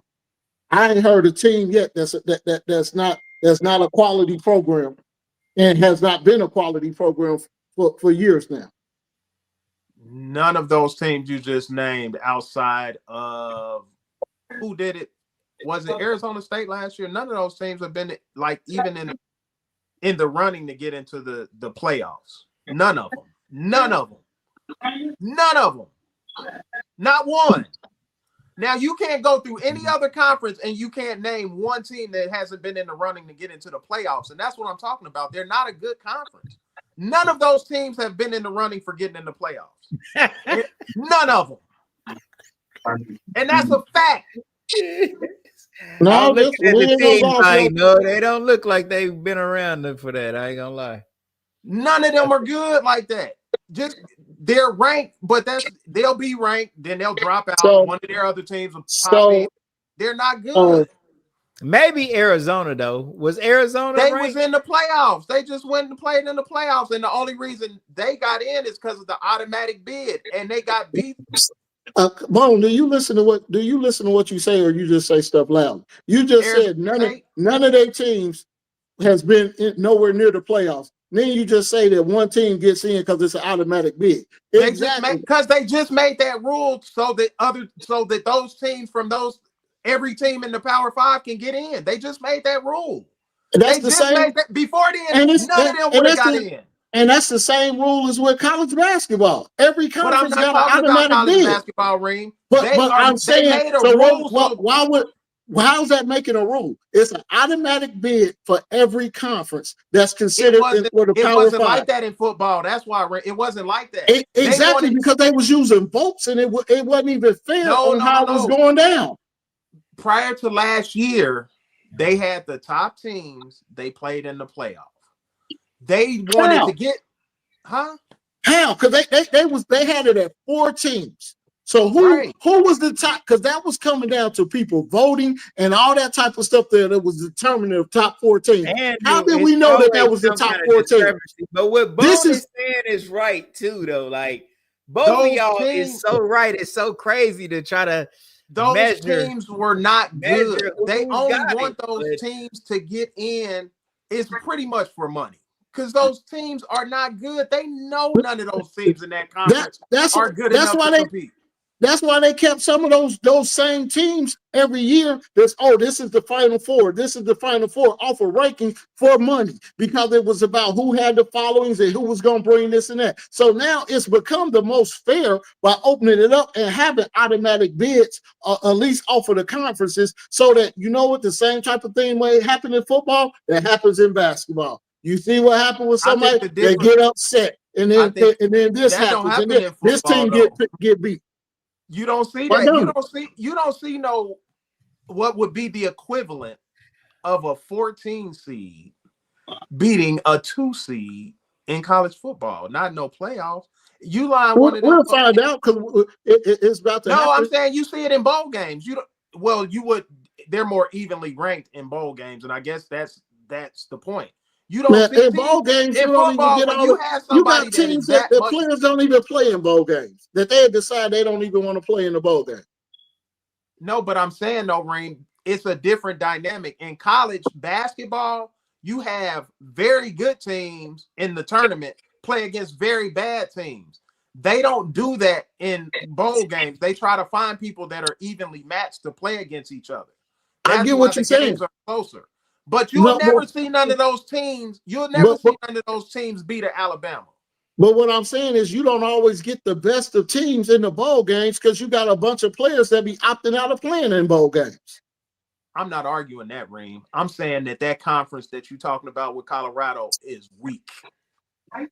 That conference. Do you think it's good? You think it's a quality conference? Yes, it's a quality conference, and you get quality football played in there. If you can't pick one team, out of that conference that could go and play against the top 5. So you don't think Arizona can beat Michigan State? What? Can Arizona beat Michigan State? Come again, say what? So can Arizona? What you said? It's only 2 conferences. It's only 2 conferences in football. It's only the Big Ten and the SEC.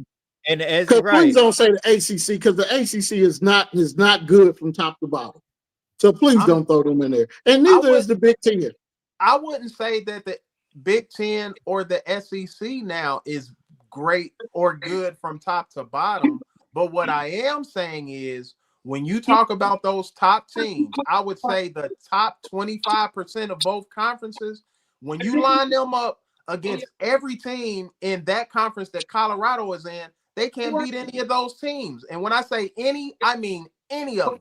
They can't beat Penn State. They can't beat Alabama. They can't beat Georgia. They can't beat Michigan. And not only they can't beat them, they can't compete with them. They're top 10. No. That sounds good. I like the conviction you say things with. Will y'all do me this favor? Will y'all do me this favor? That they just can't beat them. So please tell me this. Tell me your team. Tell me who was the top 10. Then Appalachian State. Then Appalachian State go into Michigan and beat Michigan. They did. Okay, so you just said that the Appalachian State ain't at the Big 12 level, but you just said can't none of them teams beat nobody in them conferences. At that time, Michigan wasn't the top 10 in top team in the Big 10. But what I'm asking you to tell me is who is the top 10? Back then, Colorado was a very good team. But this is what I'm asking you: who is the top team in that conference right now? Arizona. You think Arizona could go and beat Georgia? I'm not sure. They could. Not only beat them. I think they can. I think they can. They could probably beat them maybe like 2. Did you think Appalachian State could beat Michigan? Regardless of if Michigan was a top team in the Big Ten or not, it was Appalachian State that came in. They weren't even an FBS team. Right. And they beat them at Michigan.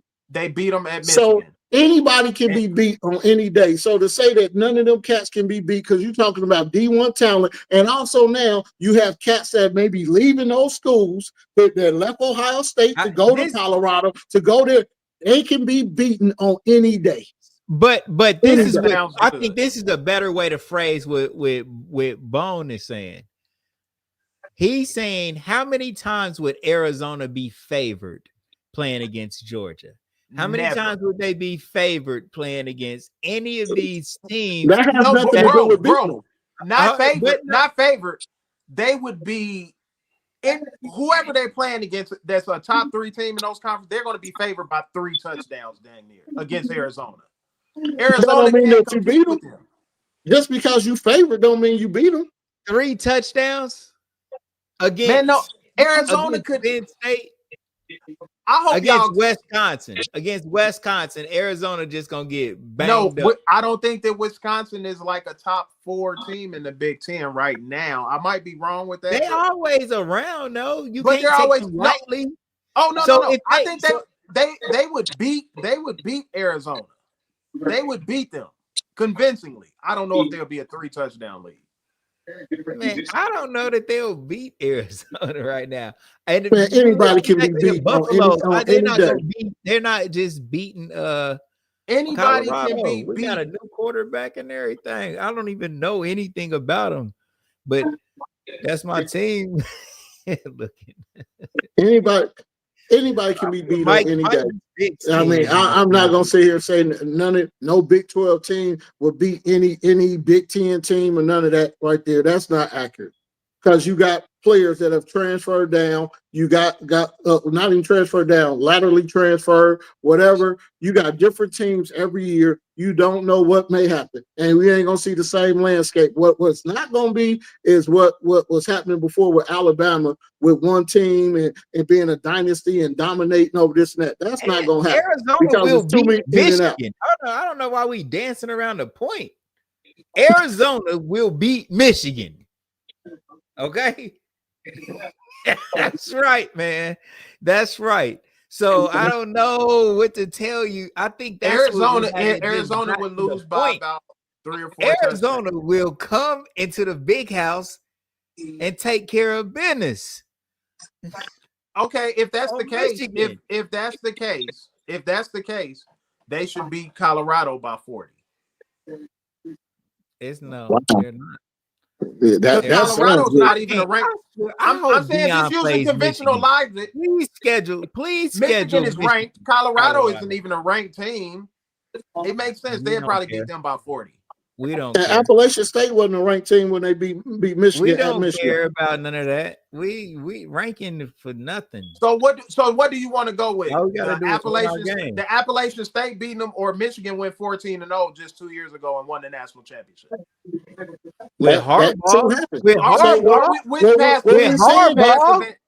they don't got Harbaugh no more. You just made a statement that none of these lower teams can ever compete. Because you said they can't. I'm talking about right now. With these guys. Talking about right now. I'm talking about right now. And you go. I know. Are you exactly? You're saying they can't compete. I'm talking about right now. The parity is even better. The parity is even better now with the transfer portal and all that stuff. The parity of college. What I'm answering the question. I'm answering the question. If you listen, you just basically stated that that none of these teams in the Big 12 could beat any of these teams in the SEC, ACC, or Big 10. Is what you stated.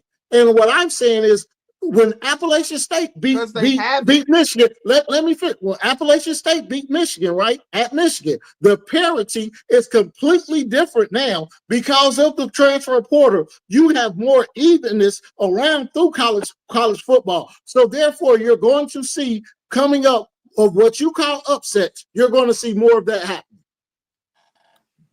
And again, I ask you, what does Appalachian State has to do with right now? I just answered the question.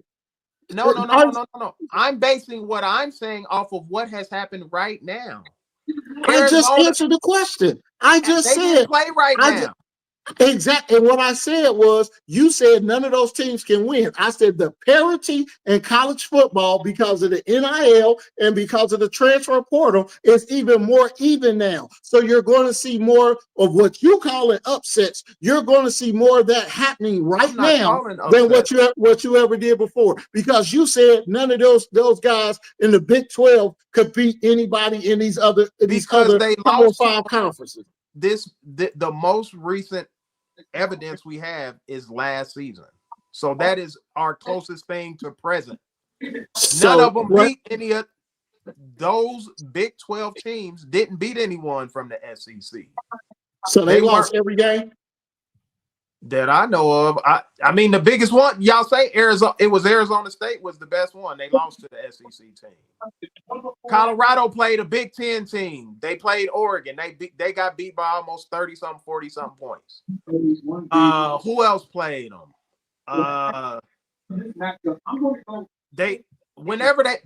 times that they saw Big 10 and SEC opponents, they lost. That's what I'm saying right now.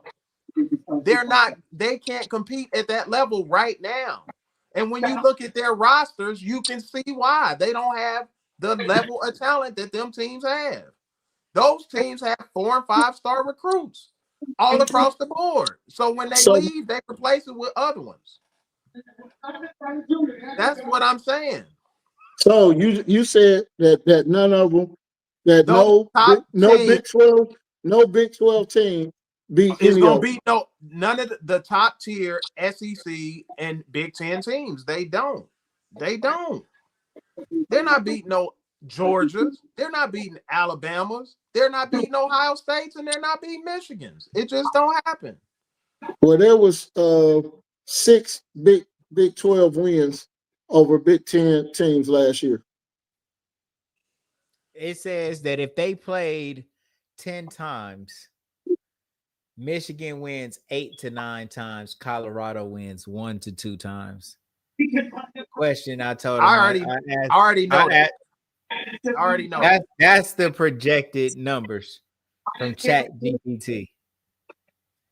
But I'm saying though, bro, it's you just, guys, if y'all in here, hit that like button for us one good time, man. Hit the like button. I just said y'all gonna have to make a point not to say anything else about Shador. Y'all go into Colorado and Shador, y'all get too fired up about it. Nah, I'm just telling you what took place. They weren't that good, man. So again, there was six wins of Big 12 teams beating Big 10 teams last year. So you said it was none. That it was 6. Okay. I said the top teams in the Big 10. That's what I said from the beginning. They're not, they might not win, they might beat Rutgers football, or Rutgers was ranked last year, or the year before they was ranked. They weren't. Rutgers wasn't ranked last year. They weren't good. Vaughn is just saying, like on the regular, right? This is saying that Colorado is not going to beat Michigan, but 1 or 2 times out of 10 games played. Man, I ain't listening to chat CTBT off of no football. That should get determined on the field. I think you're about right. I mean, it does, but some teams are just in programs are normally better than others, and the ones that recruit better. But where I disagree with bruh is saying that Deion can't turn it around. I don't think that that's true. I think that Deion can turn it around with recruiting. He's already turned it around to a certain extent. Now we're talking about turning it around enough to win a championship. And I think that last year he was right there. He lost the last game. He lost the last game that could have got him into the playoffs. So he was right there. So, you got to give people an opportunity to, fail a couple of times, or not get it, and then come through a little bit later, keep being a dog about it. So for you to say he can't recruit well enough in order to win a championship, I don't think that that's true. I think that he can, and all he got to do is play his conference, get the automatic bid, and then catch people slipping in the playoffs, win 3 games and win it. He can do it. It's set up where it can be possible for somebody that doesn't play against the top talent all the time, but you can beat them on any given Sunday. So you can get hot at the right moment, and then boom, you play somebody kind of easy first, get a good victory, and then boom, in the championship game, anybody can win it because everybody's confident. So I think that there's a way, bro. I think that there's a way. But honestly, but what you're saying is it's true for the most part. Me and Reem, we talking about something that could possibly happen, but you're talking about something that would normally happen. And yeah, I'm basing all of my statements and assumptions off of what has happened and what is historic, what's backed up by historical fact. Right. These dudes get better players. You get the better players, you are going to win more games. It's just what you said. Just think about what you're saying, though. You said you have to catch somebody slipping. Right. That typically isn't going to work for 3 games in a row. Right. If he gets into the playoffs, there's a possibility he may get into the playoffs. But you can get hot, like the Indiana Pacers, for example. You might get hot. But look at the Pacers, though. The Pacers, they are good. They've been right there, but for some reason, we just didn't recognize their greatness, and they didn't have. But look at what happened. They made it all the way to the final. Look at everything that had to happen for them to get there too. What? Outside of their team, Jason Tatum got hurt. Dame Lillard got hurt. Oh yeah. there was so many things that had to happen, and but even it happened. got there, but it did right, happen. Right. I'm not discounting that. I'm not discounting the only team that has won. The Toronto Raptors won. Kevin Durant got hurt. Absolutely. It's all kind of like stuff that happens in championships all the time. But would you expect the Toronto Raptors to even be there in the first place? I think like they're symbols of the Colorado team, the teams that actually make it there without us even thinking they can. You say, oh, they'll get destroyed by one of these Knicks teams. But I'm saying eventually in college sports, you're going to run into one of these buzzsaws, and when you have to play against kids that are you got better talent, eventually it's gonna catch up to you. That's the all I'm NCAA saying. tournament shows you different all the time. Them lower it's not basketball though. It's a totally sport different though. from It's a basketball. sport. It's a This sport. is not basketball. It's not basketball. Why do you think you don't see possibility? The possibility I'm for you saying to the setup of football is totally different. With basketball, you can have those upsets because you can have guys like a Wright State play a Kentucky and say they catch them slipping. That doesn't happen in football, man. You can have upsets, granted, but you're not going to have. I mean, you're going to have people playing that are.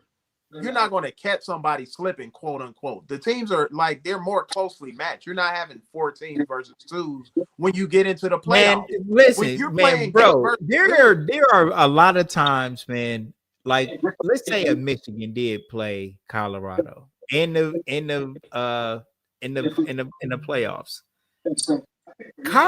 Michigan a reasonable chance to try to overlook Colorado. Feel like it's an automatic dub and go in there feeling like you already got it won. You see it all the time when somebody is missing. You see it all the time when somebody's missing a player to injury. And you think, oh, this is going to be an easy win. They so-and-so ain't even playing tonight. And then the team that's got the missing player ends up winning the game. That's because the other team didn't take the game serious enough. So you want to know why that wouldn't happen ever? Catch somebody slipping and beat them because you're better than they expected. And then before long, you want to know why that doesn't happen? Over. You want to know why that doesn't happen? Especially for Colorado, because people like you make it harder for Deion. Because if Michigan ever played them, there's plenty of people like you that's going to say they're going to kill Michigan. Deion got these boys; they so sweet, and they going to hear that all week. There's going to be so many people that saying they're going to lose to these guys that they know they're not better than. That's why if you ever notice when teams play against Colorado, they never call the dogs off when they get them down. They try to beat their face into the ground. Because so many people have been saying that they're going to lose. I thought it was sort of classless, to be honest, the way Oregon did them. Because Oregon, they made it real personal because people were saying they were going to lose to Colorado. But I've seen Ohio State get blown out just like that, bro. They tried to beat the brakes off of Colorado. And every time somebody just dog walk somebody like that in the national championship, who did we just beat in the national championship?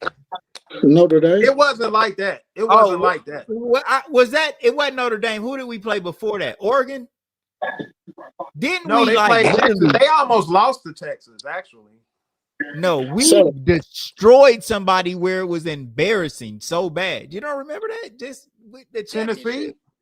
That was Tennessee. Yeah, that was Tennessee in the first round, I believe. Tennessee in the first round. They punished Tennessee. Yeah, but it was nothing. It was nothing like what Oregon did to Colorado. It was nothing like that. You crazy? No, you must not have saw that game. And this is the thing. And like Deion said then. You better get me now. So therefore, and then when the turnaround is going, when the rabbit got the gun, then folks gonna be upset if Deion return the favor and do the same thing to him. I mean, but it's all part of sports. I don't feel that you should ever call the dogs off. Playing sports is playing sports. You know what I'm saying? So whatever happens. So if you get in there, you lose by 100, you lose by 100. And you better come back. Hey, wasn't better. But the thing about it they got the brakes beat off of them. Bro, I'm gonna tell you right now, chilling man. out.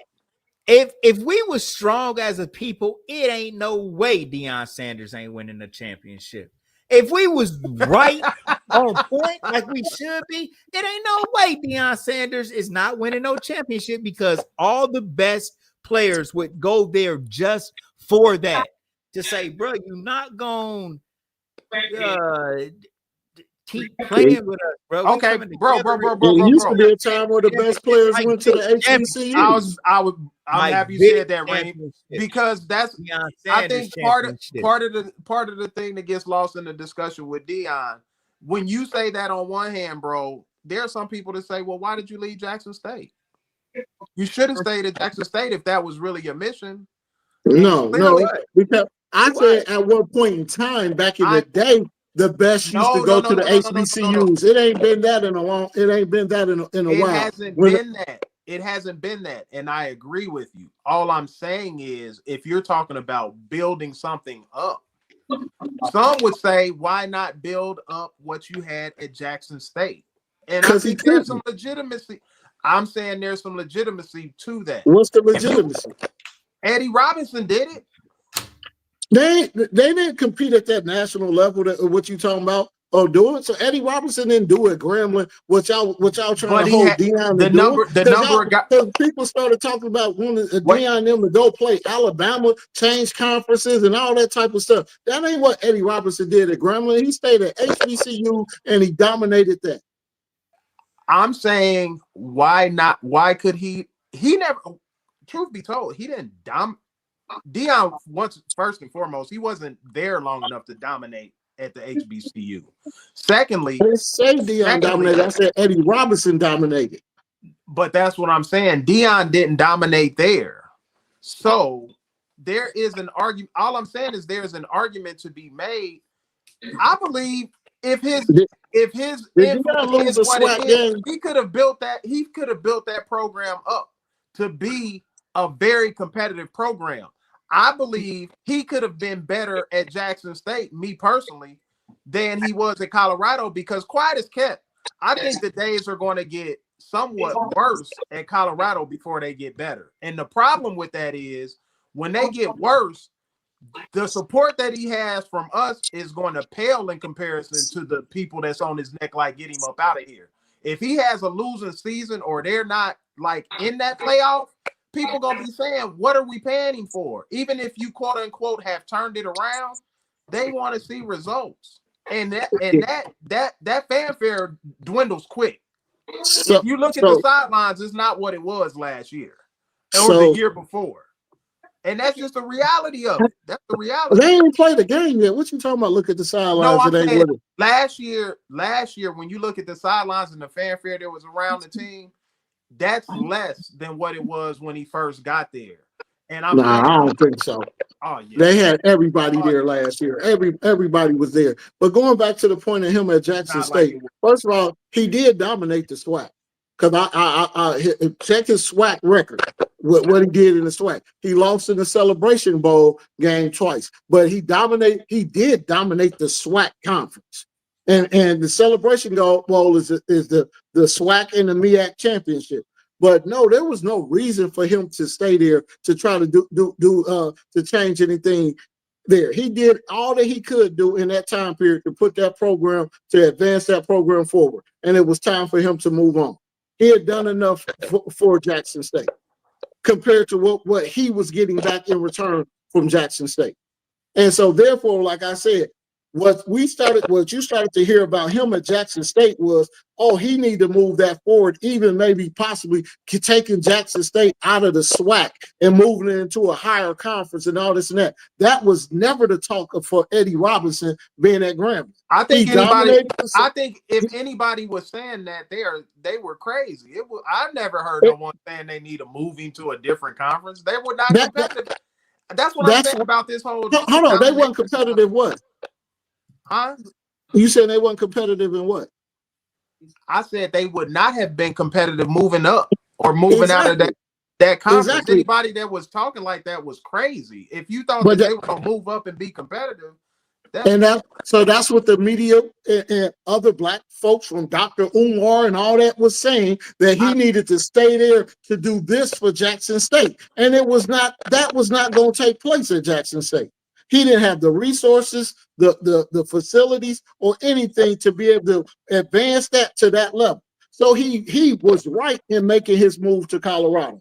That was what was best for him. It put Shador, want to talk about his son, it put his son, it put Travis, it put all them on a bigger stage as far as playing against higher competition, and they still did their thing in that environment. So he decided to move on, and that was best. No, it wasn't. It would not have been smart for him to stay at Jackson State. Bone, let me ask you this. Let me ask you this. Let's ask this. Okay, let's just say you're right. We concede the point that Colorado can't compete with Ohio State, Penn State, or any of these other Alabamas and Georgias. right. But if Deion Sanders was to get a job at one of these programs, right? So like what Reem is saying, we went from Jackson State to Colorado, which is a step up, definitely, but not the best. It's not the SEC. So let's put Deion Sanders in one of these big time SEC programs, like let's say Kentucky. Okay, could he win at a program like Kentucky, where he's got the same amount? Kentucky is on the same level as football wise. That's the same as Colorado. That's not you. That's not. That's a bad example. SEC, though. No, it's not a bad example. What I'm saying is, can he turn around a mediocre program in a good conference with a lot of competitions? He starts recruiting. He tells the kids, I'm going to put you on the spotlight where you can play Alabama every week. You're going to play such and such. You're going to play Georgia. You're going to play these teams. Could he? I think that a program like that, that's where his influence can make a huge difference. But I mean, I think if he would have got the job at Florida State, his influence would have made a huge difference. The problem is, if he's not at one of those programs, that influence is not going to overpower just the machine that he's dealing with in those bigger conferences. Is just impossible. It's literally impossible. It's not to say that he's not going to get a couple guys to come there, but in the game of football, you have to turn around your playing field with recruitment. Let's say he got the job at Michigan. Okay, the problem would be there would be a problem with that. They wouldn't hire him. I don't think they would hire a Deion Sanders, because part of that at that level too, the business side of it is the business, and Deion is very much gonna do it. Put it like this: I think he'll have a better opportunity now than he would when he first got there. What would Deion Sanders do that would be like what you call it, deal breaker for Michigan to hire him? What's wrong with Deion Sanders that Michigan won't hire? I can't say anything now, but what would be perceived, the perception is you can't get nobody's number retired here. Things like that. Like, you won't have the level of authority and pull at a program like that they have acquiesced to him at Colorado. Those programs, you really, even the Nick Sabans of the world, you work for those universities. You may be the highest paid public official in the state, but you work for those universities. And when them ADs tell you to do XYZ, it's expected for you to do XYZ. And I don't think that Deion will be willing to even sign up for that. You don't think Alabama AD do what Nick Saban do? Huh? You don't think Alabama AD roll with whatever Nick Saban was gonna do? Exactly. Yes. I think they very well may, but I don't think that they would do that for Deion Sanders. Why not? Why? Who are these other coaches compared to Deion Sanders? Because Nick Saban 7 national championships. What? That's What are because you he talking been about? coaching for a He long did. time, but he He ain't did never when he played first no went there. football. Right. And he didn't always have the pull that he had now. No. And- And when he showed up in Alabama, he already had a track record. He had coached in We not was hold going on. to coaching, and he had won a national championship. That matters, man. And he had I won. know what you're saying. I know what you're So, saying, but you don't think Harbaugh had control at Michigan? Yes, because he had been to a Super Bowl. He's alum. He had won at Michigan. He had beat Ohio State. All of those things matter. Now, if you say Deion going to Florida State, yeah, he probably gonna have a lot more pull, but all that matters. Yeah. Harbaugh went back to Michigan. They wanted him back. Part of the reason was he was a Michigan man.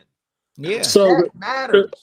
So to answer your original question, because of what I you was don't- asking was, does Deion, if Deion is at one of these other schools, as far as recruitment, will he be able to do it? Yes, because what's going on at Colorado, and this is what goes on in sports, period, a lot of times, is you got players that come to play for a certain coach. So now, but then also you have with certain schools that players grow up dreaming of wanting to play for this school.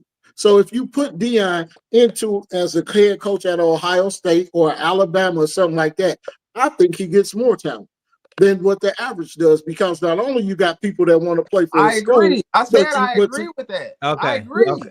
I'm just Okay. giving my take on this. Oh, okay. So Deion would definitely would attract that there, because he's going to be able to attract stuff now because of he's a marketing genius. He can teach players certain things and teach them in other ways that help them in other ways in life that other coaches cannot. So now, if you put him at Alabama, that's why I said Kentucky or something like that's not a good comparison. To say let's put him on the same equal playing field. That if he Right. was at this school or that school, Right. this and No, that. it's So, perfect. I see. I hear you. so if you put him at Ohio State, do you? Yeah, But Cats is clamoring to go run there because Man. people already want to go to Ohio State because Right. it's Ohio State. So Right. now, if you have Deion leading one of them programs, yes, it's off. It would definitely be off the chain. But I also think that Deion can work his way to recruit his way to being able to compete with that because of who Deion is. I think so too. I think And so I too. don't. But, I know he can. but if everything was all the same on equal playing field, that's how we really need to measure this situation to see who's the bigger draw for a college athlete. Deion Sanders or Ryan Day. That's who? Deion Sanders. That's Deion Sanders all day. I think if you ask the best cornerbacks in the world, or you ask most black athletes in the world, they will say, "I want to go and play for Deion Sanders." But when it comes to sign on the dotted line, like I said, when you get on campus at Ohio State, there's no way. If you're a 4 and 5 star, you're choosing Colorado. That's all I'm saying from the jump. The majority, and when I say majority, like every 4 to 1, is going to choose Ohio State over Colorado. They're going to choose Alabama over Colorado. They're going to choose Florida over Colorado. And when you get that number and that big of a difference in talent, it becomes clear when you have to play against those teams that you really don't match up. It shows up every year. So When I think that this might just be a step in the ladder for Deion Sanders then, because I think Reem did a good job of talking about the progression of Deion Sanders. Went from Jackson State, turned that around, now Colorado, turned that around. Now he has the leverage to go and approach some of these universities and say, don't, bro. He don't. He don't have no leverage. And so so you're telling me not a big program, coach, program. Every coach every coach in one of these big programs has the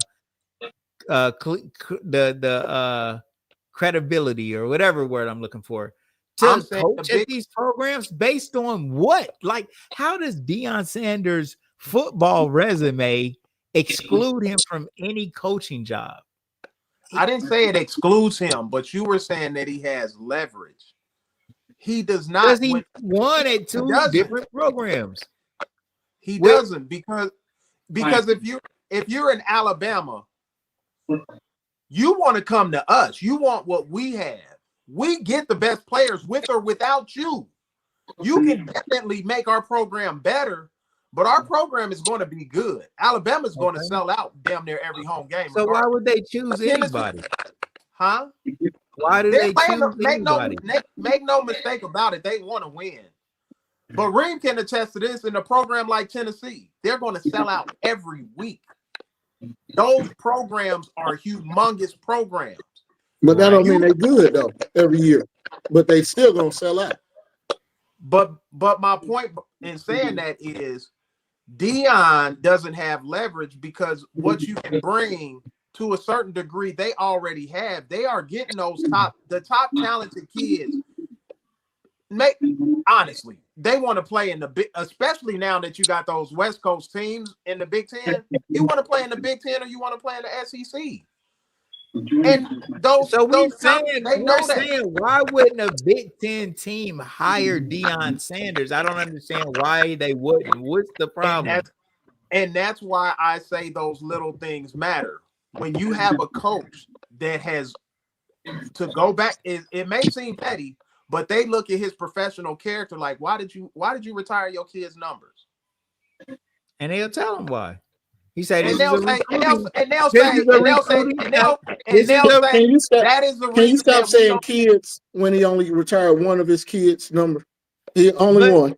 But why wouldn't Deion be able to explain to them and say, listen, this is a new idea that I've came up with for recruiting purposes, and I did that in order to let players know that I value them. What would you say them saying that and them saying, oh, we didn't even think of it like that? Oh, I mean, I don't think that it's a bad thing that he did that if he tells them the truth as to what he's doing. And they should love it. They don't see the brilliance in it, and they're tripping. You don't look at it like that, but what I'm saying is people will use that against you when you go and start negotiating. Why we want you over, huh? How is that? What is that to use against? Because he retiring a player's number is going to be used against you now to get another coaching job. I guarantee you, it'll be something that'll be talked. It's already being talked about when it happened, man. Even the players at Colorado players were mad about that, pissed. I mean, they were pissed. They players on the team. Players from Colorado alums were pissed. They said they did not. And again, should they be? And that goes back to the point of what Pops was making of saying that they were trying to make up for past action. Those players have no reason to be pissed at Deion. You should be pissed at the administration who did not value you enough to put you into or retire your number, put you in the Hall of Fame or whatever a long time ago. That whatever coach you played for that was still there after you left, that's not on Deion Sanders. All I'm saying, though, that is something that would be used again. And I'm telling you, you can see but it's wrong, though, bro. Okay. Well, if they use it against him, you can't say those players are wrong because they know. I'm talking about to exclude him from a new coaching job with some Big Ten team.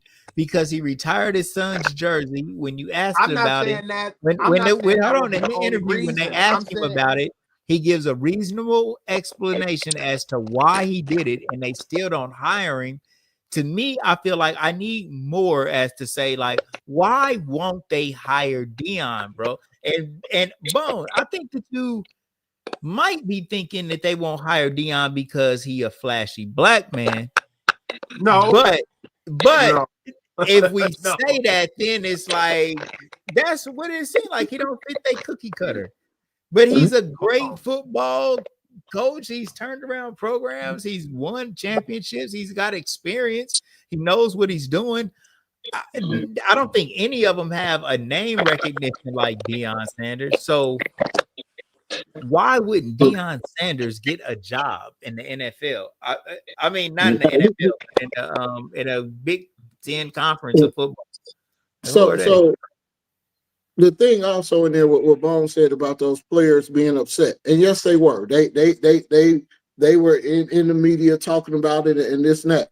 But again, now you have it because they were black players. You got displaced anger. Yeah. Now you mad at this black man who now has come in, who's coaching the team now, 20 years after you played and you did what you did. It ain't his job to look out for you to get you into this into your number being retired or you into the Hall of Fame or out of school. You've been gone. That's not his responsibility. That is displaced anger. You should be mad at the school, the athletic directors who were there, and whoever did not take it upon themselves while you were there to value what you did enough to do that. That's something that should have happened, but it was not on Deion Sanders to make it happen. And so now to be mad at him taking care of his players or looking out for his players, that's displaced anger completely. You should be mad at those that you played for, that didn't think enough of you to put you up 20-some years ago or 10 years ago or 15 years ago, however long it was before this man came in to take over this program. This has nothing to do with him. I think in my opinion, I feel like that is disingenuous to say that it had nothing to do with him. I think that, and I'm How's not that disingenuous? Please elaborate on that.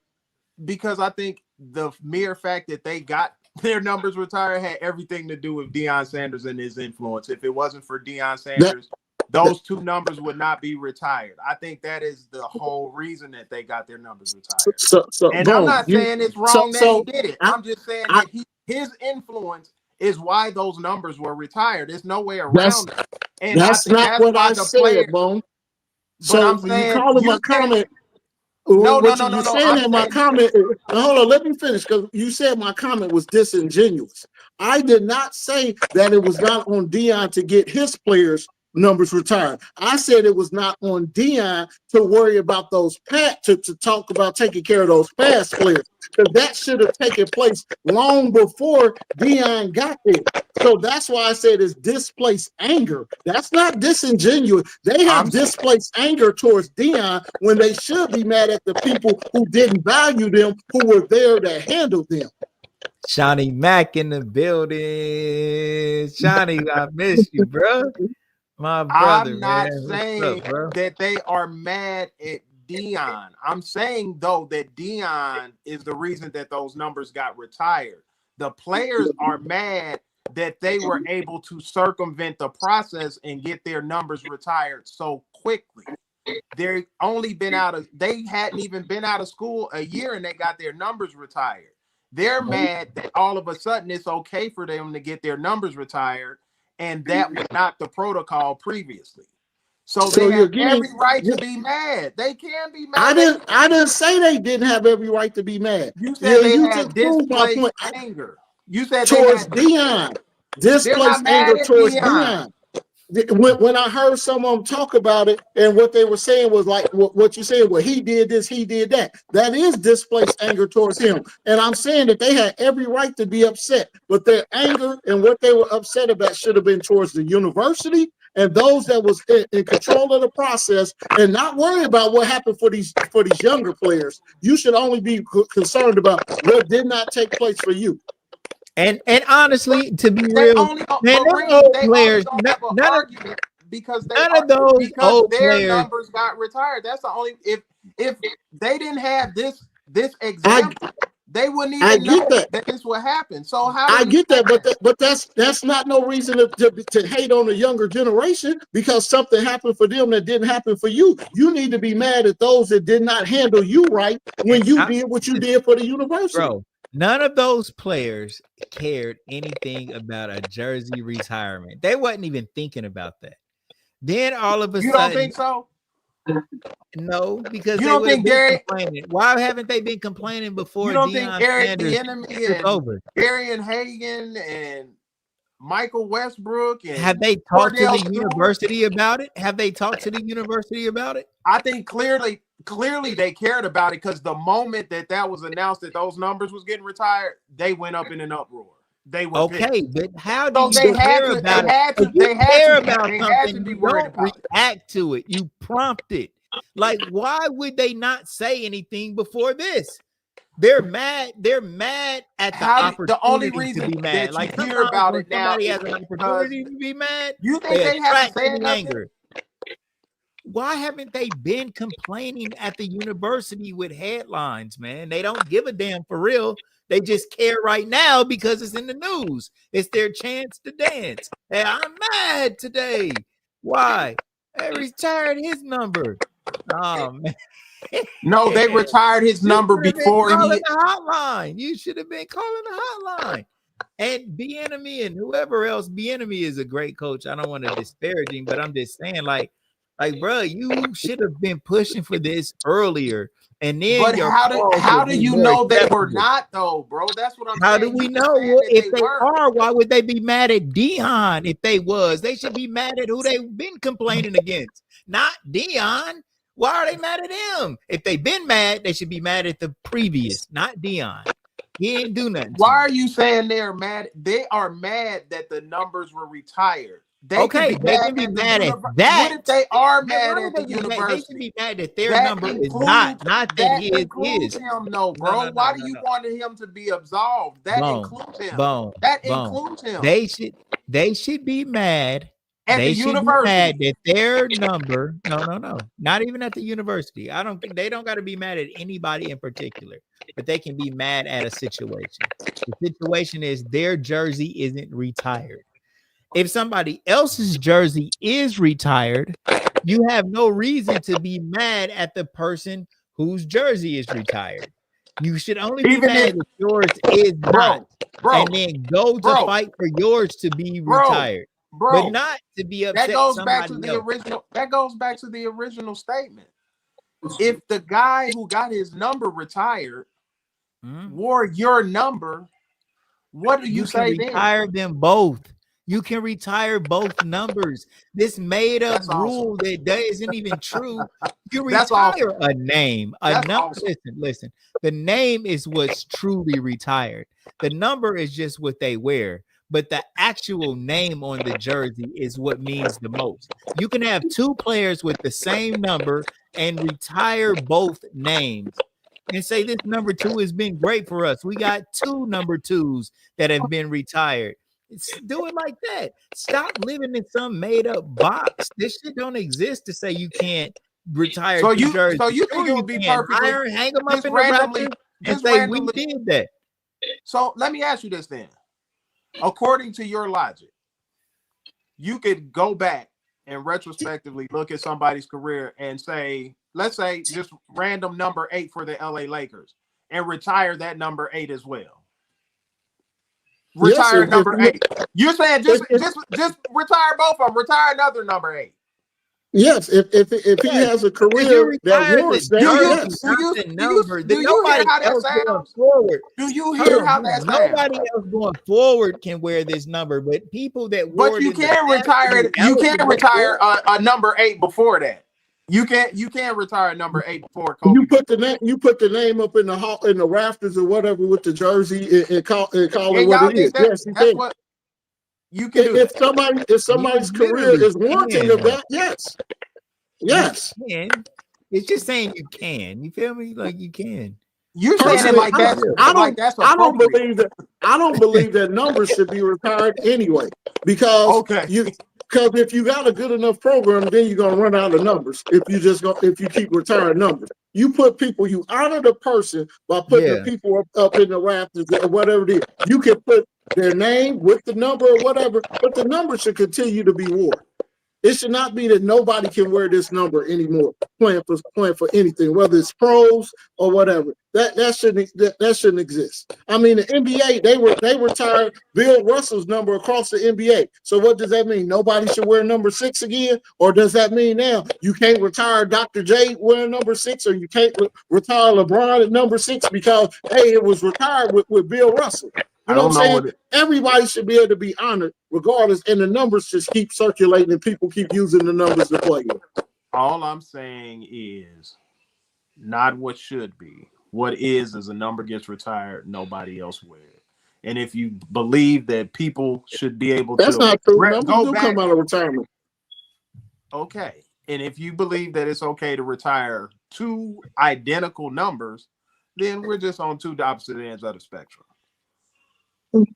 Yeah, I definitely want on If the y'all think opposite end. that, and not only based on what y'all are saying, bro said you should be able to retire. Like his numbers the number 2 at Colorado is retired. Go back and retire someone who wore it before him. Okay. Yeah. I'm saying if they wanted to, you go back and put people in the Hall of Fame. If your career warrants that to be happening, it's just a recognition of that. To like me, it's that a sounds, gesture. that sounds It's a very, gesture, very bro. that's just I don't out of know control for me. what would be wrong with doing it. I understand that it would be like it would be something that's unconventional, if you will, but it's nothing like, bro. Like that's an easy change. Because you know what it is to me. In my opinion, when they retire your number, they're saying you're the best to do it in that number for that program, organization, what have you. If you have 2 of them, what are you saying? You're saying the both number of these and that players, and both that of is these and that players is represented greatness in this number. And no, but it's not the best. And It's then not the put up best. a sign saying my fault as an organization. Our fault above his name. That we should have been with this kid. When you retire a number, you are acknowledging that this is the best player to do it in this jersey for this organization. That's that's just what it is, and is no way around that. Okay, and when you do what they did, you doing it the wrong way. What's the normal period of time before you retire somebody's jersey? How long does it take to retire somebody's jersey? I don't think it is a time period. I don't know what the time period should be. So you saying that Colorado may have eventually retired this kid's jersey that they wore number 2 before Shador? I don't. I think minus Deion Sanders' influence, their jerseys would have never gotten retired. And I think that is why. And I think that is why Deion did it when he did. Exactly. So based on this jersey. Huh? This is what I asked y'all. So now let's say, okay, somebody played in the 70s, okay, and they had a great career and they retired their number in the 80s, right? And now I'll become the athletic director, and this number is retired. But now we 2025, and this a kid that want to come here, but he like, hey, I want to play. I always wore number 2. That's the number I want to wear. And I say, hey, you know what? Yeah, you can go ahead and play in that number. So what does what is that saying? You know what I'm saying? The number don't mean nothing. You know, just because you say that you putting somebody's name up there and recognizing them. Numbers should not be set that, oh, we're not using that number no more. Because now I come in 30 years later and say, hey, we ain't on that. Yeah, your number up there, your name is up there, that number, but I'm about to recirculate that number because I need this player to play.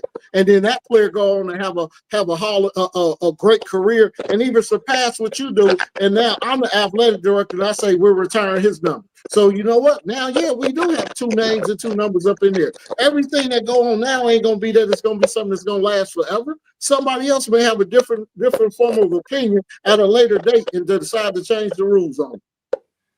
So why make it that big of an issue? I'm not making it as big of an issue. I'm saying what a retired number represents. If a retired number represents the best to do it, I don't care how long ago it was.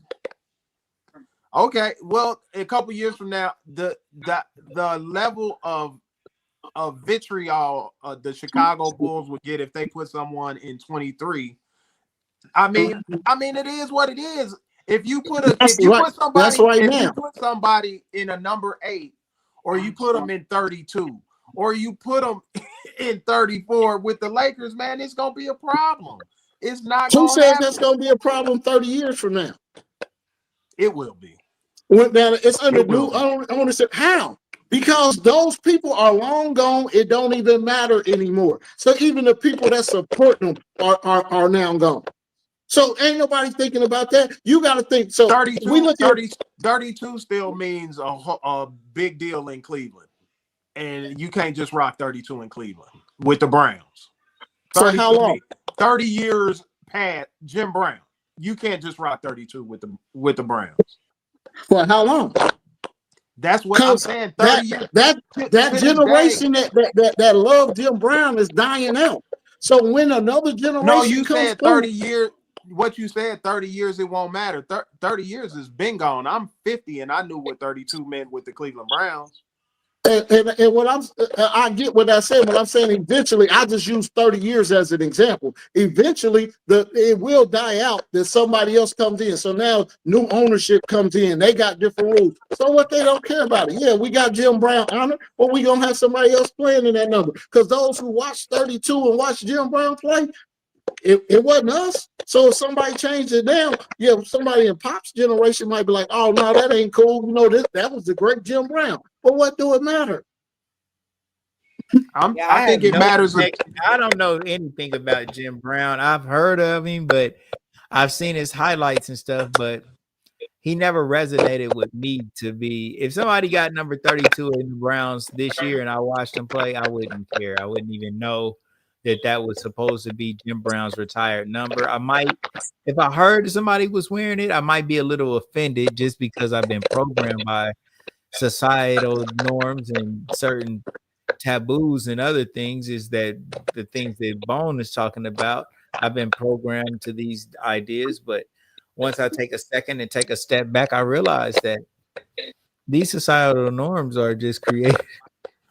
I don't think me personally, I don't think it's a societal norm. I think if you got a team and you retire numbers, there's no way that you can retire two of them. If you don't retire numbers, like the Dallas Cowboys, it's not a big deal about retiring numbers. Every top receiver wear 88, but if your name is in the Ring of Honor, then that's the equivalent of getting your jersey retired. I think it's just a difference. Oh, so Dallas lets that number continue to be used, even though the people who wore it have some type of like acknowledgement of their greatness. Yes, the top wide receiver. That's how it should be. 88. The top wide receiver were 88. And now CeeDee Lamb. And Bone told us that what we're saying, it does exist, but it's not normal. I didn't say it's not normal. I say it's up to the organization. But what I do believe is abnormal is to retire two of the identical same numbers. That is crazy to me. You can't have number 88. That's what they're doing in their own way. They're saying this jersey is acknowledged as a jersey for great players that multiple people wear. But that doesn't mean your name is. And they put people's name associated with that jersey in the Ring of Honor. No, they do not. No, they do not. Not everybody that has wore that jersey, their name is in the Ring of Honor. It's more that it is something to have the Ring of Honor for the Cowboys. Say what? But it's multiple players that have wore 88. That's in the Ring of Honor, though. Correct? He wore 88. And there's multiple people that wore 88 in the Ring of Honor. 88, Irvin's 88. Drew Pearson, Michael Irvin, CeeDee Lamb. What's crazy, T.O. didn't wear 88. He wore 81. But most top receivers at Dallas since Drew Pearson, they wear 88. And him and Michael Irvin are both in the Ring of Honor, right? What about Dez Bryant? What number did he wear? He wore 88. And that's my point. So therefore, it doesn't even matter. So if you had two great players, so if you go back and you say that somebody at Colorado wore number 2 and they had a great career that's warranted that type of honor, then honor them and put it up there. What do it matter? No, that's different. The difference is you're talking about retiring a number, Reem. That's the only thing I'm saying. And I'm saying what I'm saying is if you made a mistake and this guy's career is warranted that he should be up there like that, then go back and correct it and put him up there, and you just got two number 2s up in your round. Exactly. Oh no. Now to me, that it just can't happen. You can't have two people had their numbers retired, the same number. I wouldn't. Me personally, I would think that I wouldn't want that. I wouldn't want it if I was that guy. So if I was the guy that you go back and put me in. So if the example, so say his number was retired, and then Shador come and they go like, hey, this guy want to wear your number, and you say, okay, yeah, he can wear my number, this and that, because that happens too when numbers are retired. And then this person have a Hall of Fame, they have a type of career that he deserves to be put up there. So now his number he shouldn't go up there because yours was up there, and you just allow him to wear that number. I think so you asked me the question. I believe the moment that you try to get to wear someone's jersey that's already retired, that is the honor in and of itself. And you know going in that your number will never be up there because the number is retired. He's doing a solid to let you wear his number, in my opinion. If I asked I would never expect for my number to be retired because the guy's already got that number retired. If I want to make my mark in that way, I would choose a different number. I wouldn't be that attached to the number because I ultimately want to see my number up in the rafters. But I wouldn't expect at the end of the day, nor would I even want to have my number up and somebody else, because I think that is an exclusive club. If you have one, because like I said, I believe that is reserved for the best to do it with that number. I don't think there's no justification that would say, okay, let's go back, we made a mistake. Or if you ask to wear their number, if you ask to wear the number of a retired player's number, I just don't see it. I think they're doing a solid to say, okay, you can wear it. But I wouldn't expect at the end of the day, if I outperformed his career, my resume was better than his, that my number would go up. It's just I added to that number's legacy, but I mean his number is already retired. It's retired. It's only one. That's a 1-on-1 game. Well, let's segue out. Let's segue out. I got one. I'm saying no more conversations about Shador Sanders, man. Y'all can't handle this conversation, man. So you still say nothing that makes sense. We got a fantasy football league, man, draft happening. Y'all, we got to do it Wednesday actually, because Thursday the Cowboys play. I think. Don't they play Thursday night? First game of the season, I think. Against Philly. And against Philly. So we'll have our draft Wednesday. I'm gonna see if we can hold it live on here on the draft and invite everybody that's gonna be drafting players. But with fantasy football, I know that it might be new. I don't know if Bone played before. I think me and Bone had a team, man, years ago. We did. And then I was terrible. But this fantasy football is cool, bro. I ain't never did it before. So yeah, we just gonna draft our players, man, and put your team together. I've won a couple of Super Bowls in my other leagues, so I love it, man. Fantasy football. What players do y'all like, man, this year? Shador Sanders.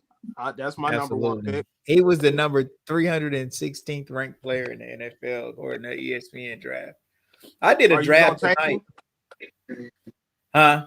Are you gonna take him? I'm definitely putting him on. I got Travis Hunter on my team. I did my homeboy elite league with me, KK, Lionel. You know what I'm saying? I think even Dennis might be in the league, but Jeter, Bobby is in there. Oh my God. We got 2 leagues, man. The homeboy and the homeboy elite league. And then, man, it's so fun, bro. Fantasy is so fun, bro. It's nonstop, just especially if we always like getting into it and trading players and stuff. That's when it's really major. But yeah, man, you guys will like it, bro. Who y'all like? You said Shador. Me too.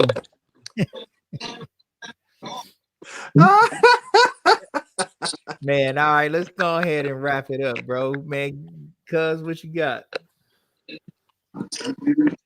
For shits and giggles, man. For shits and giggles, I guess I'm gonna go back to elaborate on kind of like the part of the story of being put off the team last week. So I had my coach felt that the coach felt that me and TD didn't respect him, and we probably didn't, because I feel like respect is earned. And I remember it was a crucial point in the game, and me and I talked to TD the other day and we was laughing about it, because we was in a game and TD got a technical foul, and it was like in the 18-minute mark of the game, and the coach went off all upset about TD getting a technical. So TD come back in, we balling, we in the dog fight in the game, and then I get a ball to a player on our team. He gets fouled, and it's 10 seconds to go in the game, and we were down by 2. And when he got fouled, our coach went off. He got 2 technicals, got ejected. The assistant coach got the assistant coach got 2 technicals. He got ejected. Then we had another assistant coach that he stood up. He got a technical. So they ended up shooting like 10 free throws and made all of them. And it's like 8 seconds in the game, and we was down by 2, and we ended up losing by like 12. So when we go into the locker room, the coach decides he want to go off on TD about getting a technical at the 18-minute mark of the game. And I completely lost it and went off on dude about him being a hypocrite and how and it was his fault, him and his assistant coaches. I went off on all of them, cussed everybody out, cussed all the coaches out in the locker room, told the players, come on, we out. We got walked out like, man, we gone, man. Ain't nobody listening to that. So I just laugh about it now. Like, you know what I'm saying? Like, I know Bone always say I wasn't coachable and all that type of stuff, but I just couldn't roll with the hypocritical stuff. So me and TD, we laughed about that story the other day. And just looking back on what college athletics was and the stupidity and stuff that you dealt with certain coaches and stuff like that, man. And so when I look at it and tell some of these stories and I just go through them kind of briefly, like it may seem like I wasn't coachable or something like that, but it was definitely a reason behind how things ended up in the manner that they did. So that was my for shits and giggles on not on cutting the coach out at the end of the game.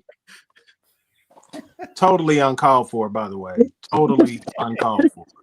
Man, I don't do hypocritical stuff. Can't do that, man. You ain't gonna snap on my dude about getting a technical in the 18-minute mark when he got fouled and he got murdered going to the hole, and he all he said to the ref was like, man, you ain't gonna call that. They gave him a tech, and then you gonna say we don't lose our composure in the game, and you and your assistant got ejected. Man, absolutely not, man. I'm not listening to that, man. Man, you can't cuss out coaches just randomly, man. Oh, that wasn't random. It wasn't random. And get it together. The coach is insane, bro. Man. And it's that wasn't the first right off his back, man. That's crazy, man. For me, man, I gotta pick it back up off what Raymond started earlier, and that is just a story with Brian Hayward Jr., man. I am extremely proud of the fact that Brian is getting inducted into Northmont's Hall of Fame. I think that's a huge, big-time accomplishment for him. And if you just know, the story and the lineage. His grandfather went to school to play D1 ball. His dad played, and then he was the one in. I don't think none of them were in their high school Hall of Fame, though. So he got one up on them. And huge accomplishment, not only as a football player, but as a wrestler. And, just that I was telling his dad, that was one of the first time I seen somebody that had his resume. He put it in, was all area, played in the state playoffs 2 years in a row, and really had a chance to play at a high level, D1 football, D1 wrestling.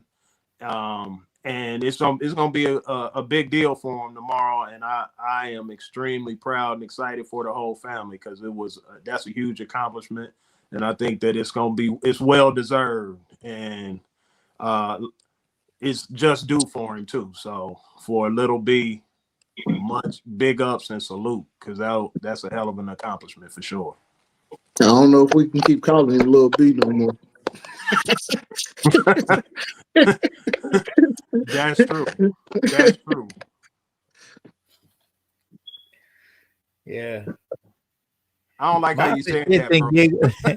Well, man, I'm just kind of trying to think of my approach for shits and giggles, man, because it's like you almost got a choice on how to just look at things, and figure if you want to stay upset about it or if you want to move past and say, okay, let me just look at this shit, look at it in some type of different light to just make you not feel bad about it.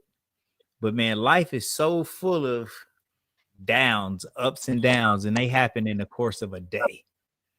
You think like, damn, something isn't gonna work out, and then all of a sudden, boom, it comes through. So it's a lot of for shits and giggles, I suppose. I don't know. All of it is for shits and giggles. Yeah, life itself is for shits and giggles. I mean, yeah, it is, man. It's a lot of like maneuvering, trying to just, what I'm saying, stay righteous, stay on your, what I'm saying, pass all the tests. Do you feel like every choice is like a test of your faith or righteousness, or stuff is just random? I think it's a combination of both. But I think with knowing us and our personalities and how we've been, I think our ability to for the lack of words, giggles. You know what I'm saying? The fact that we can giggle and laugh at things, at life, ourselves, and everything, each other. You know what I'm saying? I think that has made it where we've been able to navigate through so many difficult times, because as we took life seriously, we didn't take it so seriously that we weren't able to enjoy it and laugh at stuff. And we've laughed through life, you know what I'm saying? And that laughter has kept our souls cool and kept us afloat and kept us positive and kept us from having mental breakdowns and all type of stuff, just because we've had the ability to laugh and then could call on each other that when something was going on and the other made a joke out of something, that, you know what I'm saying, we realized that, as Bone would say, that we wasn't too formal or overly, what you say, too formal or overly formal. Overly formal. That's what Jason, my son, told me. It don't do me no good to be overly formal. I remember that. I'm like, okay. Yeah, too professional and overly formal. So that has allowed us to laugh at everything, man, and look back and laugh. And I just think that's why the title of the podcast and speaking on sports, entertainment, life, politics, and everything was just perfect for us, for shits and giggles, because pretty much that's what it all comes down to, and we're gonna find a way to laugh at everything. Mm-hmm.